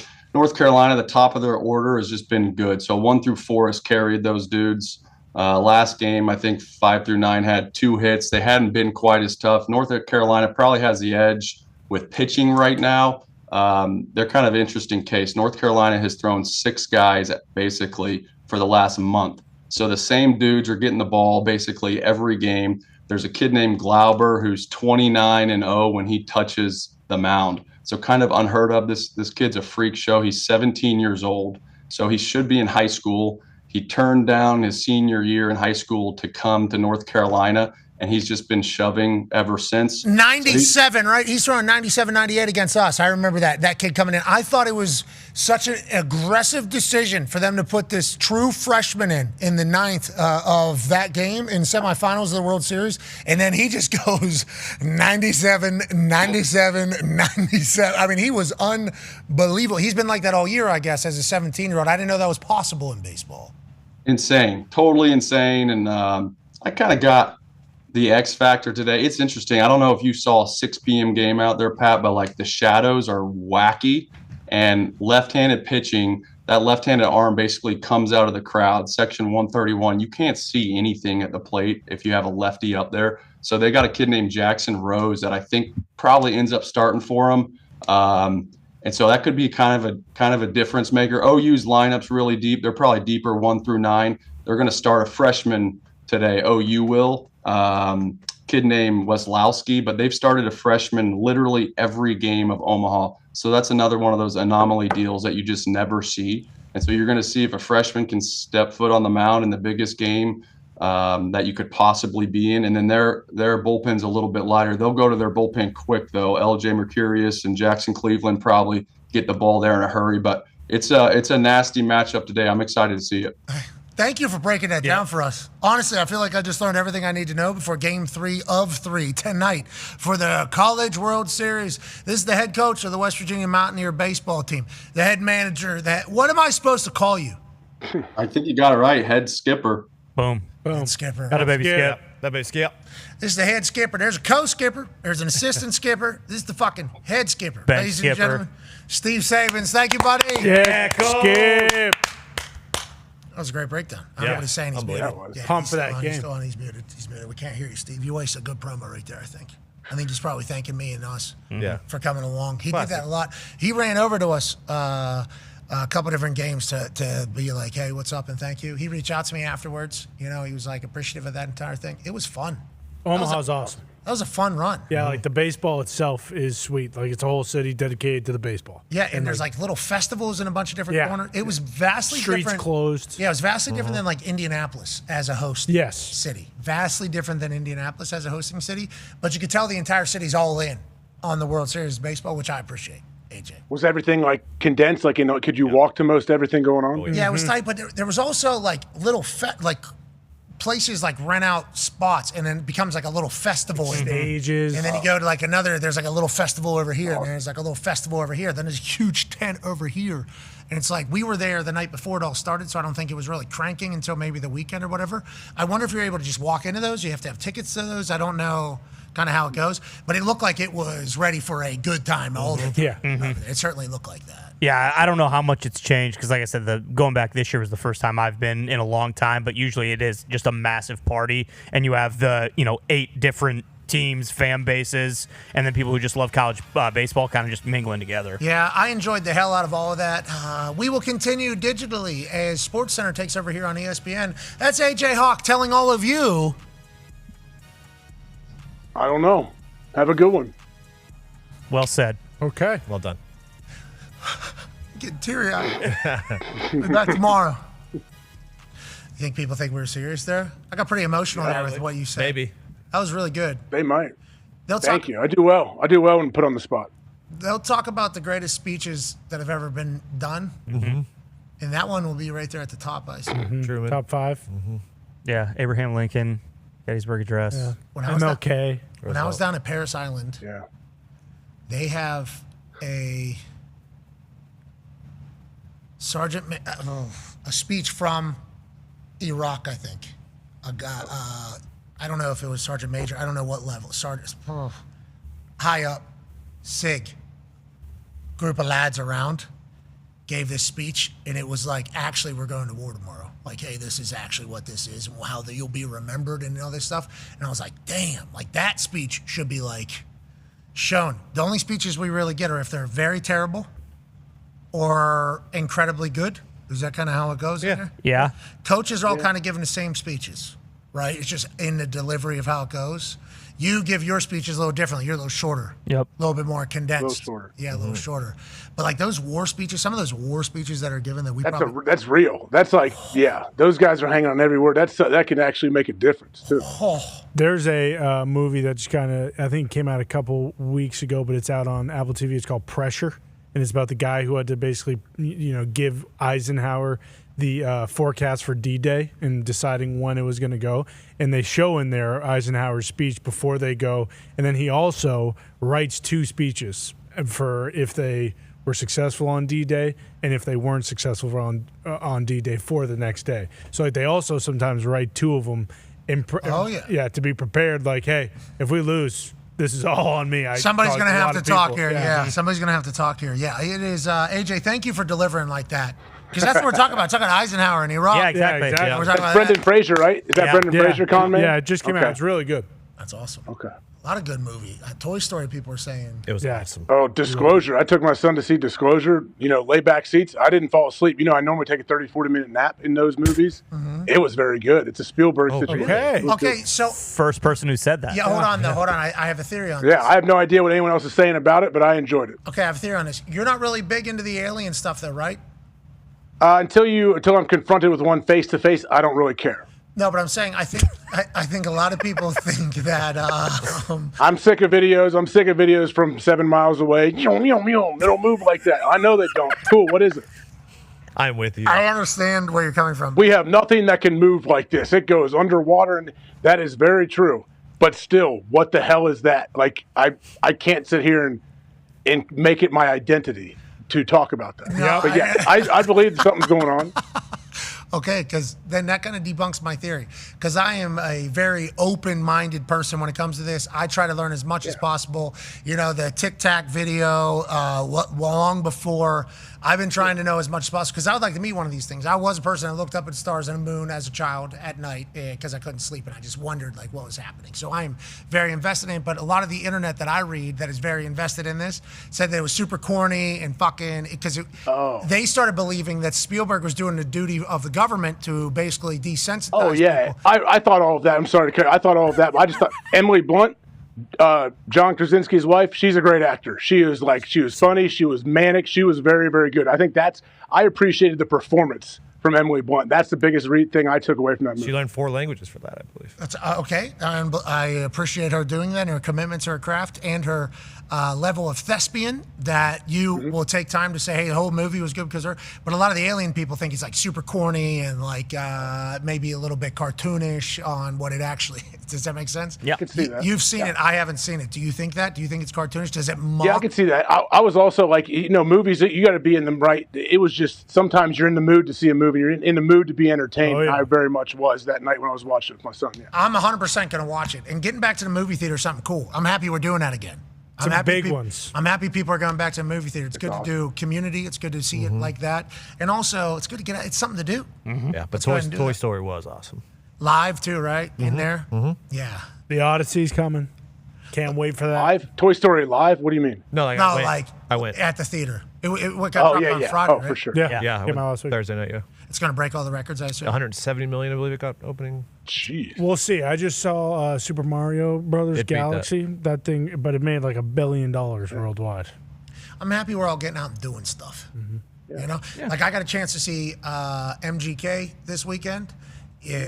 First time I really got a chance to chat with him that wasn't on air or on the internet. He was in town with Wiz Khalifa and Maud's son, and they sold out the Ruoff 24,000 people. Oh, on Saturday? Yeah. Outside? This is the biggest they've had all year. 24,000. Wow. It was, and they sold out. They could have done more. It was like, it does feel like if you're talented, obviously, Toy Story is a great movie. So people believe that.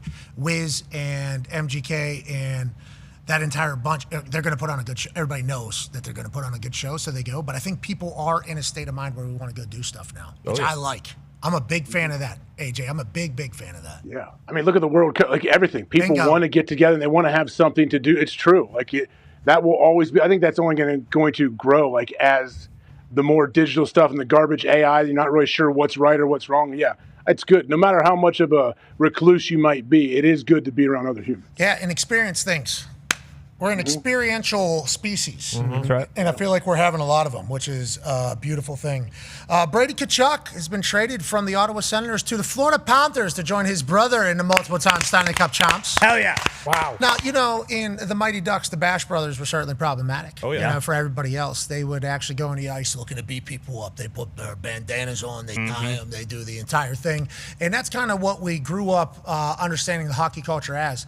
The Tkachuk brothers, with Big Walt as a dad, actually are the Bash Brothers. I mean, these guys are physical on the ice, tone setters on the ice, and they will beat the shit out of you, both of them. So now they're both down there with Marchand, okay, who is known as one of the greatest pest roles in history. And I'll tell you, I love the move for the Panthers. I like the fact that they're seemingly going all in again. I like the fact that the Panthers are bringing the Tkachuk brothers together so we can have good podcasts, too. That's right. Yeah. Sure. I saw some people say they should be called the Florida Podcasters, not the Florida Panthers, because they got both Tkachuk brothers down there. But I love this move. I appreciate NHL making this move. And is McJesus next and Hallebuck next? Because we got Brady Tkachuk out of Canada. Okay, brings him down to an American franchise. You get Matthews out there too. Yeah, that's the one. Hallebuck, need to get him down into an American. Austin out of Toronto, because they're going to run him out of town and say he's a punk in that entire thing. I like that. I do assume that Ottawa is not happy about this. I assume he was a big piece of the puzzle up there. I know Florida Panthers fans pumped about this. This very rarely happens in the hockey. No, my algorithm didn't feed me a ton of Ottawa Senators, so I'm not sure how they were. But I mean, they were very good, and Brady's your captain, and he got you to the playoffs as far as they did. Now they ran into an absolute wagon in the playoffs, but Brady being your leader and your captain. And then I saw how awesome and how happy the Panthers fans were, but I didn't see how Ottawa was, to be honest. Yeah, me neither. Didn't see much of that reaction. And shout out to the Sens. Obviously, appreciate what you're doing. Brady Tkachuk was not the captain of Team USA, but if you recall, there's a lot of videos coming out of him being the captain of Team USA. The Tkachuk brothers will be joining us tomorrow at 12:30. Hell yeah. Boom. Can't wait to catch up with them. We'll also be joined by, I believe, Wyndham Clark. Okay. Big day. I believe tomorrow we'll be joined by Wyndham Clark. That should be a fun time. And we believe there'll be a lot of things to chit-chat about as the world continues to cook. I see Thamel on TV right now.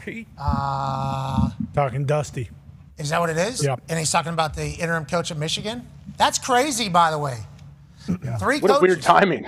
The timing. It's crazy. Yeah, timing's weird. 3 coaches in the history have won natties and then gone pro, and it's like 2 of them coming out of Michigan in the last couple of years. Now, the Harbaugh situation obviously vastly different, but him going to the Chargers with Justin Herbert felt like for him it was the golden goose, is how he described it, especially with the brand new practice facility and ownership and everything like that happening with the LA Chargers. But still, win a national championship, get to the top, create a juggernaut, and then all of a sudden you leave.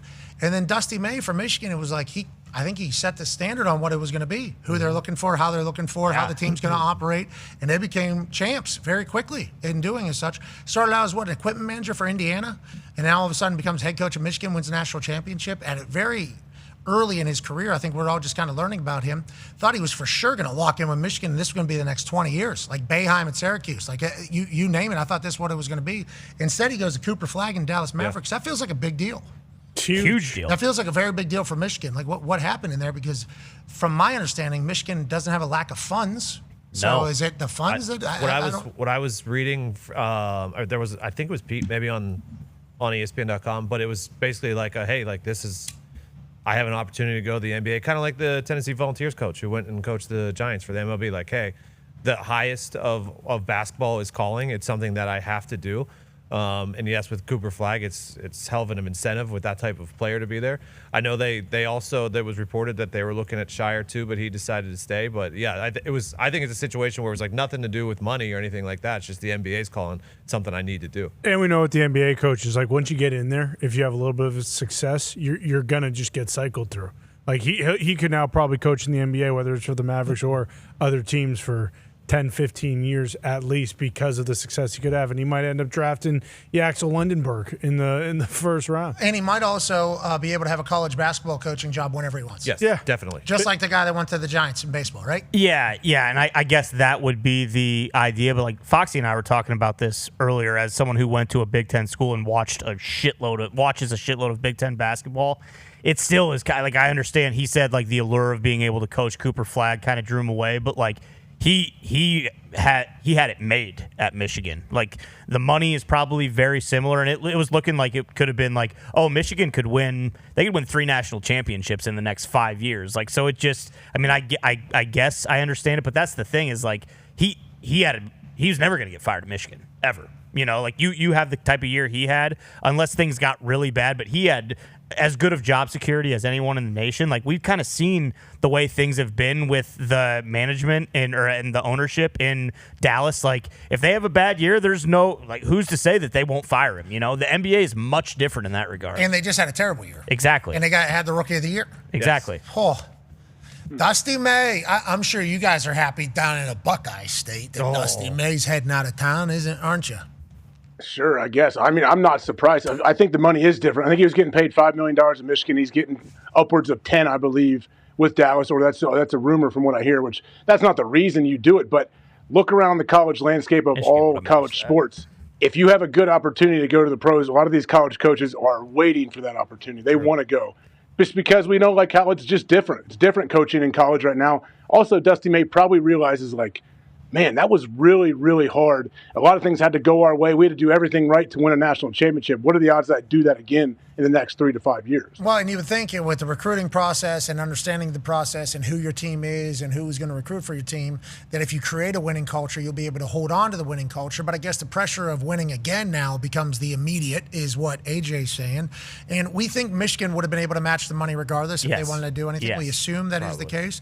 But I guess the NBA is a different level of everything in there. Go ahead. But that's what, like, Shams mentioned that too. Like, we know about the way college basketball is right now. Like, I don't think that really applies to this situation. I'm not saying it wasn't hard for what he did, but like they won the national championship because of the way college basketball is now. Yeah, a lot of he went out and got a bunch of transfers. They were able to pay guys, like, so he used it to his advantage. And I guess maybe that is part of it. You don't want to have to fucking do that every single year where it's like, okay, I got all these guys leaving. Now I got to turn around and do it all again. So who knows? I mean, we'll see. You know, like you said, if it does not go well for the Mavericks, there's a good chance that he's back in, you know, one of the best jobs in college basketball in a few years. Congrats to Dusty May. Congrats to Dallas. What's going on up in Michigan? We shall see. We assume they will reload.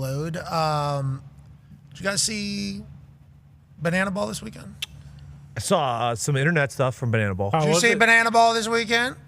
I saw Adam Dunn, an unbelievable Cincinnati Red. I believe he may have struck out. He just did that for the show. Okay. He meant to do that. I didn't know that happened, Adam Dunn. He is an incredible. You can fuck around and get embarrassed out there, though, with those Savannah Bananas. And also the party animals. I don't know if you saw, they had special guest party animals for the weekend. Jackass Steve-O was out there blowing fire. Okay, give me Bacardi 151. Let me go ahead and burn my nostrils as a sober man at this point. Used to do this all the time in the past. I would drink it a little bit. Let me go ahead and spit some fire for you. Johnny Knoxville brought out the greatest hits. He goes ahead and stands right over top of home plate and says, drill me right in the chest and or dangerous. The sack. Very dangerous. You do what you have to do, and I appreciate the fact that Johnny Knoxville is still literally eating the fastball. Yeah. Okay, which is what Jackass football has been all about. Why would you stand in the batter's box when you could stand in both batter's boxes, says Johnny Knoxville as he squares up completely to the pitcher. Catcher directly underneath. Let's go ahead and see how this goes. And pitcher, who probably played college ball somewhere, throws an absolute strike right at his hands and his chest. Johnny Knoxville, per Johnny Knoxville, eats it. God damn. That's on base, baby. That's on base. Listen, you need guys like that on your team. And Johnny Knoxville's still doing it at this age after I think he's already blown out literally every organ and bone in his body. We can't help but say thank you, Johnny. Thank you, Johnny. And I'll tell you what, if the Pirates want to lose every single game that Paul Skeens is pitching, let's just let Johnny Knoxville on the fucking diamond. Sure. Let's let him play. Well, and he posted on his Instagram not too long ago. I believe Johnny Knoxville was actually an exceptional baseball player in high school, and his son is a very good baseball player. So he actually has, he has the baseball chops. Ooh. And Steve-O was on fire. I didn't see the tail end of this one. Sweet. But I do appreciate the fact that Steve-O outran. Yeah, that's, hey, Jackass and Savannah Banana baseball coming together. We love it. Congratulations. We're not too far out from MLB All-Star. No, right around the corner. In Philadelphia. Then, they have the Home Run Derby on Monday, the All-Star game on Wednesday. Then I think Wednesday is ESPYs in New York. So that's quite a little East Coast run there as it starts. New format for the Home Run Derby. Obviously, we are massive fans of the Home Run Derby. Even before I got into baseball and started learning about baseball, I was a fan of the Home Run Derby. The Home Run Derby is just everything we want to see. Yeah. I mean, we like to see the boys compete. We like to see big dongs, and we like to see people go crazy. The Home Run Derby every single year delivered. And last year we got a chance to be live from the Big Dong Derby. We got a chance to be a part of the Big Dong Derby. And this year they're changing the format so we can watch the big dongs as they exit the stadium. Because with the new rules that they had last year with the timing, they were just trying to rapid fire hit. So we had to see the beginning of hits, not the tail end of hits. When what we want to see is a 495-foot Big Dong in Big Dong City, Philadelphia. That's what we want to see. They're doing that. Ty, your thoughts on the new format for the Home Run Derby and what we'll probably see over there in Philadelphia? I hope that's the case. I hope that they are going to basically not like say that you can't pitch, but that is what it turned into. Is, you know, the year Bryce Harper won it a couple years ago and his dad was pitching to him, everyone was bitching about it because like that was supposed to be a rule. Hey, you can't throw your next pitch until the ball lands in the outfield, probably for the broadcast, so you can actually see, because otherwise it's just they're cutting back and forth and you don't know what the hell is going on, and it kind of diminishes what the event is. We'll see. My biggest concern I thought this was a good thing. No, what do you mean? We'll see in It's this good thing? they're getting rid of the timer. I agree. It's good they're getting rid of the timer. My concern is they need like, and it's never going to happen again just because guys do get hurt. Like there's proof that like you can't. Teams don't want their best players going out there and What swinging. about as hard Schwarbo and Harper over there in Philadelphia maybe being a part of it? Yeah, I don't think either one of those guys will be in it. I think it's kind of skewing more to maybe Schwarber. Maybe that'd be awesome. But I think it's skewing more towards like these younger guys who are kind of turning into power hitters who teams are more okay with, like, you know, especially that point in the season, if a guy's been hurt at all, like it's just not going to happen. So, I mean, we got lucky last year. You know, Cal Raleigh was in his like crazy run, and then he put on a hell of a show with Junior Caminero and hit a bunch of homers. So I like that they're getting rid of the clock because that was just kind of, I don't think that kind of served the purpose or. So we'll see what the 20 swings thing does. The only thing that I worry about is when you're doing that, like outs is okay, you know, but I don't know. We'll see. I just hope I hope it's seemingly indifferent with a little bit of pessimism on the concept as a whole. A little bit. It's going to be a long-ass night, right? Certainly. This is going to be really long depending upon how many participants there are. 20 swings, so they can look at a lot of pitches if they want. So it takes the pressure off the pitcher, which I'm happy about. Yeah. I always get so scared for the fucking pitcher, man. Get dropped into a home run derby championship showdown with a fucking MLB Hall of Famer. And why are you there? Because this kid just so happened to be from your high school. So you happen to be his high school coach. And now we're betting on this guy to deliver strikes for somebody to win a home run derby. It always made me like very nervous. I think it was a cool part of it all, but this kind of eliminates that. Still need the good story or whoever's pitching, but the hitter can kind of wait on one that they like, as opposed to being forced to throw it or hit at bad pitches.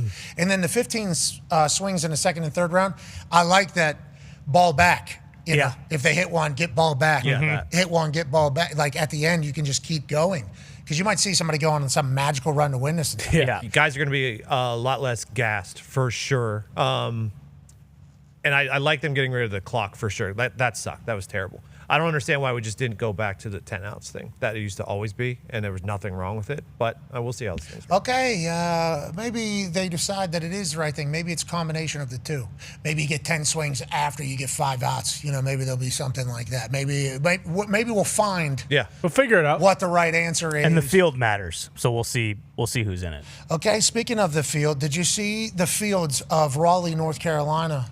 Filled with Caniacs. Carolina Hurricanes had their parade this weekend. Congrats to them winning the Cup for the first time in 20 years. And the city showed up. All anybody has said about Raleigh, North Carolina is it's a perfect place to live. And all anybody from Raleigh, North Carolina has said, stop telling people about it. This city is beautiful. Obviously, it has incredible architecture and city and citizens, but they love the Caniacs down there. Obviously, they love NC State, the Wolfpack as well. Everybody's howling. I like seeing the city show up. The only thing that kind of bummed me out is the World Cup was happening. And this was on the weekend, so not a lot of people are going to talk about a gun, man. Yeah, huge bummer. But the nice thing was just kind of the clips. Like you saw Seth Jarvis, he gave this entire speech about his brother got super emotional while being super boozed up. That is cool. We just kind of mentioned Omaha, how Omaha is completely dedicated to baseball and college baseball.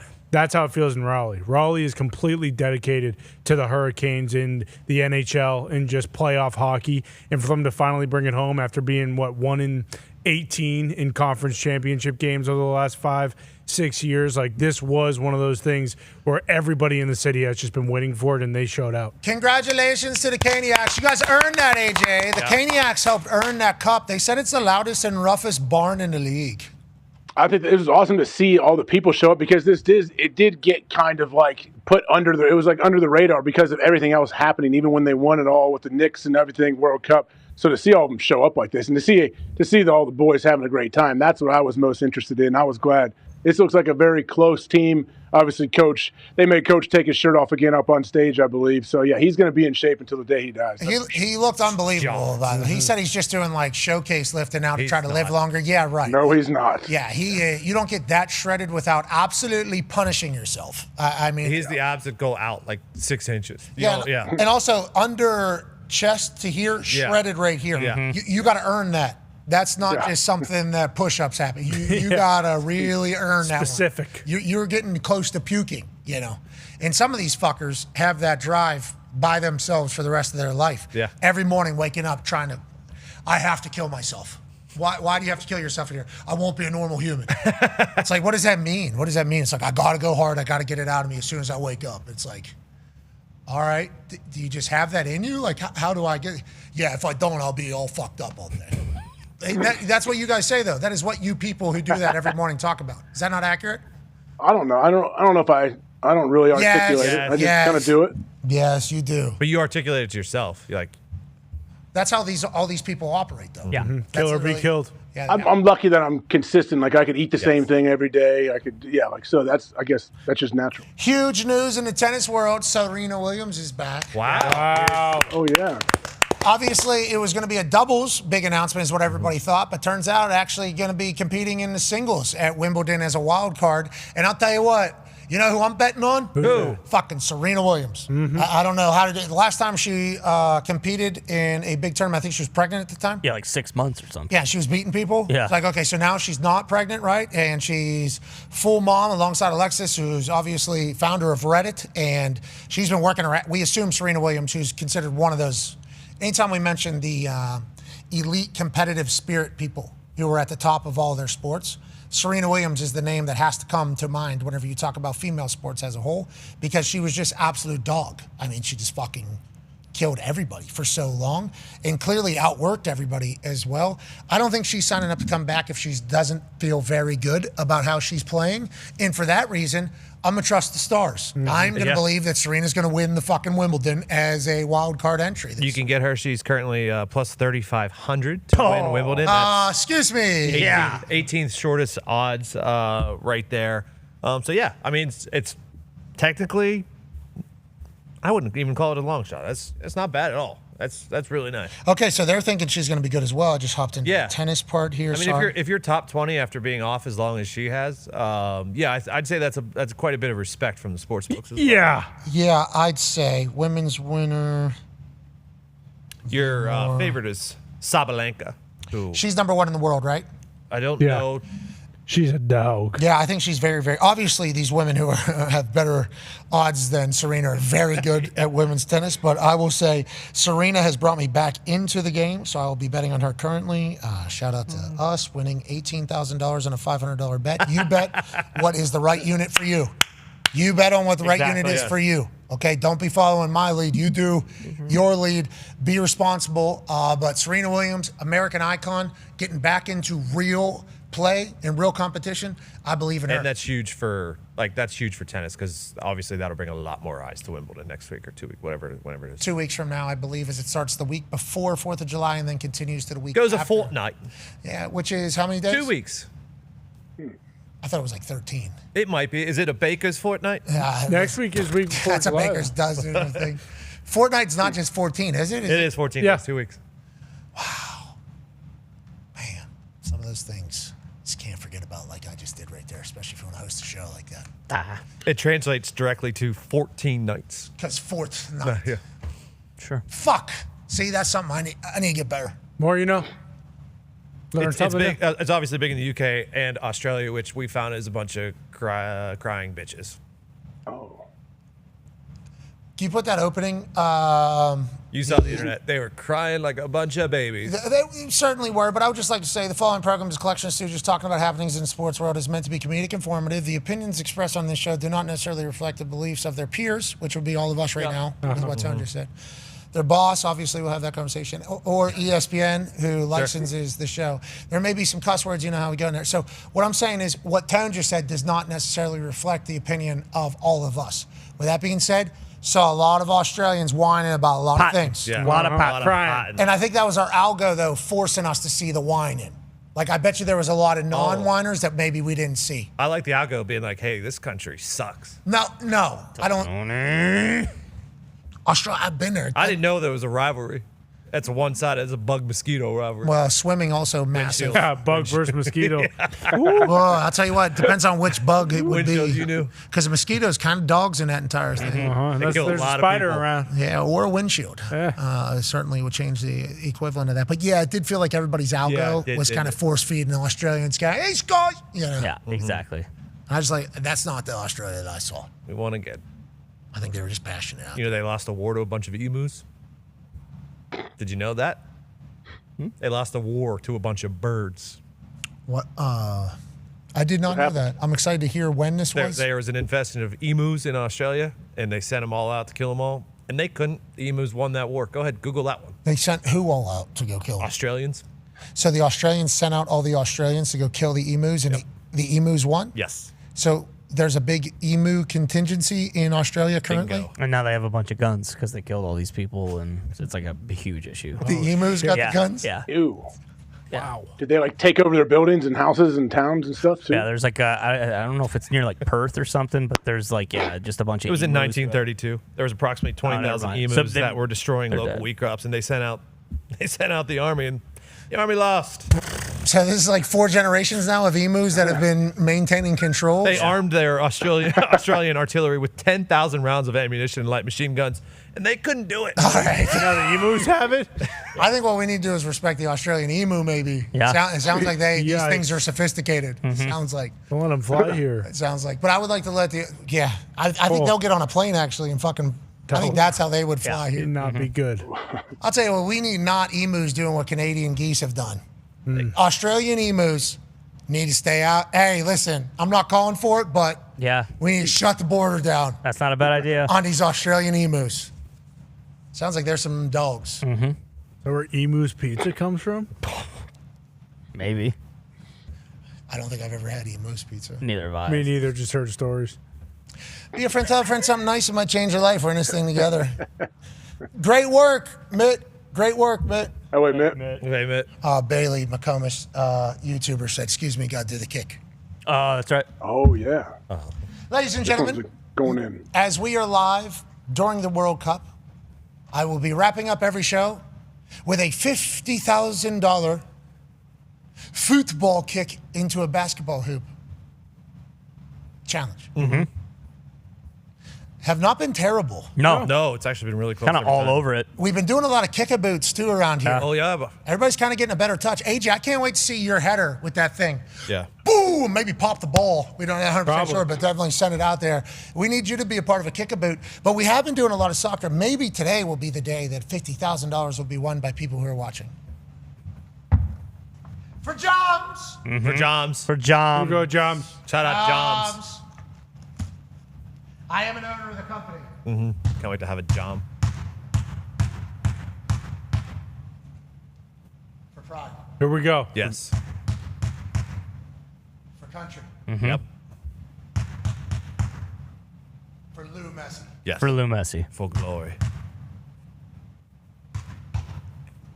Good ball. Right there. Good touch. Good This line. might be a good week. Yeah. That was a good start there. Yeah, it was. That was a good start there. All right, we'll finish it up. Be a friend, tell a friend something nice that might change your life. We're in this thing together. Great work, Mitt. Got a baby Mitt. Way to sit in there for Thank Bruce. you.